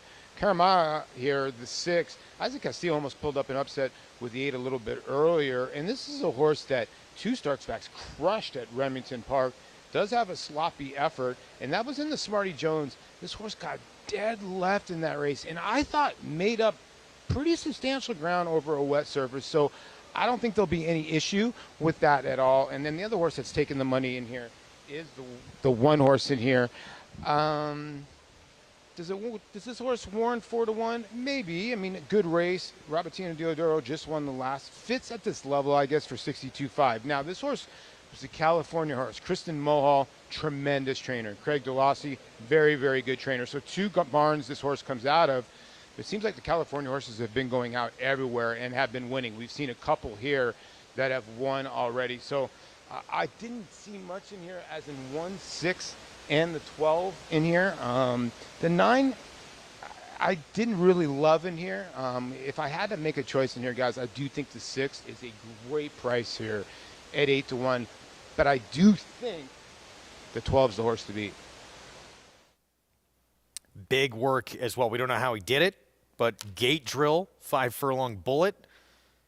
December 3rd for Kairama the 6, entering this spot here off a long layoff. We haven't seen him since April 30th. And like I said, you'll find that these horses, he's a 3-year-old, but he's a late 3-year-old now. They paid a lot of money for this guy. I'm assuming after working fast at the OBS sale last year, over $500,000. Here he is winning 2 back. He is a horse that's a little difficult to ride. You can see he likes to lug in a little bit here, as Isaac Castillo is familiar with him, though. But once he gets clear of that horse, he levels off really nicely here, Greg. Now, the sloppy track is a little bit of a question mark. The only time he's been on it was in the Smarty Jones, in which it was going a mile, and I really don't think the son of Cairo Prince wants any part of going long. I think he's a true sprinter. You have a talented 3-year-old. It's too tough often to overcome that urge to put him on the Triple Crown Trail. Another horse that was on the Triple Crown Trail became decent sprinter, Whitmore. Decent, yeah. You know, at times the Derby is such a. It's just one of the great that sprinters shiny we've seen. copper penny that people just reach out for and grab, but sometimes you just got to go back to what your horse is best at. He's probably Oaklawn's favorite, right, Whitmore? Absolutely. I think they did end up naming a barn for him, yeah. Yeah. So it seems, I think, is it Ron's Moquet's? That, I'm not sure. It would be weird if it was somebody else's barn other than his. But here's Air Combat. Now, this is his start, his last start. Now, if you can see what I mean here about the rain, you can't really see it here, or at least I can't see it. Anyway, as you see Brian Hernandez go back to his, kind of switching sticks, kind of going back to his right crop at the end there for a horse that it just seemed as though he was running on, maybe just a little bit tough to handle. 7-5 favoritism. Making career start number 6. And another horse here, even though he, narrowed a feat in there every single start of his career, figure-wise, he's moved forward. He has. I will say, though, it just feels Johnny Ortiz had a great year. It feels as though, and it happens when you don't have hundreds of horses, once you get through all those conditions, it's hard to kind of keep those horses at that level. And yeah, he's primed and ready to win this race, but I just feel as though the barn's not going quite as well as it had been over the spring, summer. Grew up here in New York. Oh, I love Belmont Johnny. Backstretch. Yeah, he's awesome. We're set for the nightcap. 6 furlong sprint to close out the weekend, opening weekend in Hot Springs. Let's go to Vic Stauffer for the call. Chip off the old block.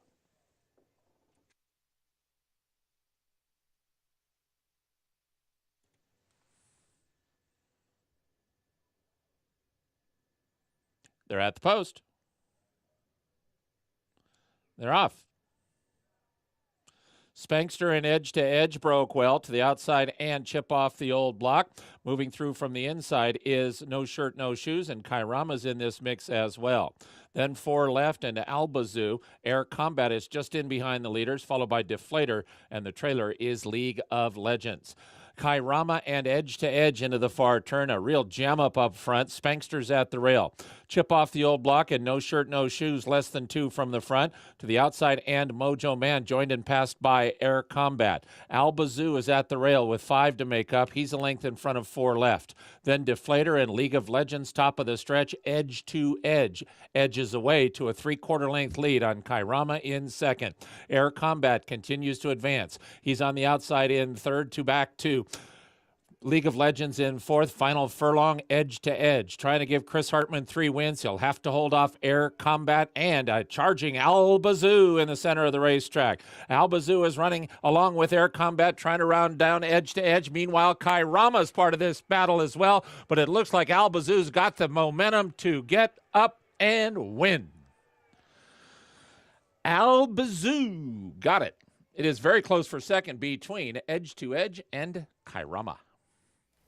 Albazoo, tremendous opening weekend for Christian Torres continues, and he got interfered with by Air Combat, who came out and made his job even more difficult. Yeah, he had to steady briefly right there at the 8th pole, Greg, but once he kind of got, and he does it again. Yeah, he does it even more significantly there, but it kind of emboldened him and made him, go on a bit. And as I said, Air Combat does not look like an easy horse to ride whatsoever, to keep on a straight path, and that's just going to lead to subpar finishes when you're a short price. Let's give Kairama, I think, did get edged for third there, did all the dirty work up front to set things up for this race, and edge to edge, you finished second. He was a part of it too, but Kairama coming back off that long layoff, really running well in defeat, but all about Albazoo, who, Robertino Diodoro, Christian Torres, they take the late double.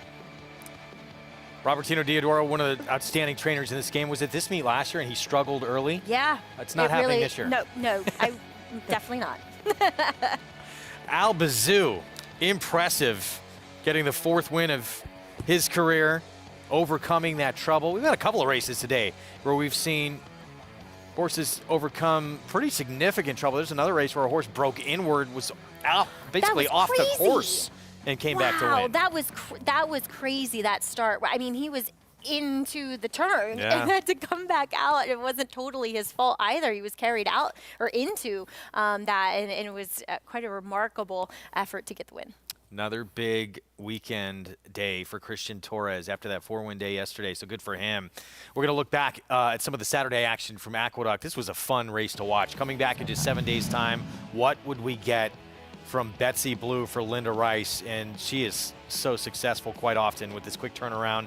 And Betsy Blue from last to first, this stretch run was dominant. Greg, she looked as though she thrived from this quick turnaround. I've never seen her weight look better. I've never seen her coat look better. She just looked tremendous. Now, people going into this race thought it was smash tickets race to lose because she looked as though she was going to be lone speed after the scratches, but sometimes when that happens, the riders say, well, let's apply some pressure. And boy, she got the right kind of setup. Betsy Blue Beguine, I thought, ran very well in defeat for Ned Allard, a part of that early pace, while 3 wide, and was just run down late by the closing Betsy Blue, who shows up every single time she's led over to the races. She's now 9 for 20 lifetime and earnings over $600,000. She just shows up every single time. Good for her. 9th win of her career. And yet back to Beguine for a minute. Ran that figure last time out that a lot of people thought maybe, well, it was just so aberrational. Glad to see she could back it up, even though she didn't win. Yeah, and like you said, you could imagine why people thought that, because the horse that beat her, Rosa Veloce, had never run a figure like that as well. But she felt they were so much separation between the top 2 and the rest of the field that you thought, well, maybe she could be heading in the right direction, and she clearly is. And Ned Allard's one of those underrated trainers I think does a great job with the stock he's given. Linda Rice, though, extremely successful with this quick turnaround move. She's the best at it. She knows when her horses are doing really well. And like you said, she's not afraid of taking that risk of entering back in a spot where she thinks they could be successful. Al Bazoo overcoming trouble in the stretch, having to go a little wider than wanted to. Does not matter with the win here. Robertino Diodoro, Christian Torres, Jerry Karoom, and 4 wins now from 14 starts. Pick 5 over $1,200 there as opening weekend in the books at Oaklawn, and a lot to look forward to. This is my last show of the year, so I'll see everybody 2023. So happy holidays, happy New Year to everybody. Happy holidays. Enjoy your well-earned vacation with your family. Thank you. And we'll see you all in 2023. More shows to come, though, from the rest of our crew this year before they all say goodbye. It was today's flavor. This is an impressive New York bred who might have a big future in front of him. First time in against winners, he was dominant on the front end.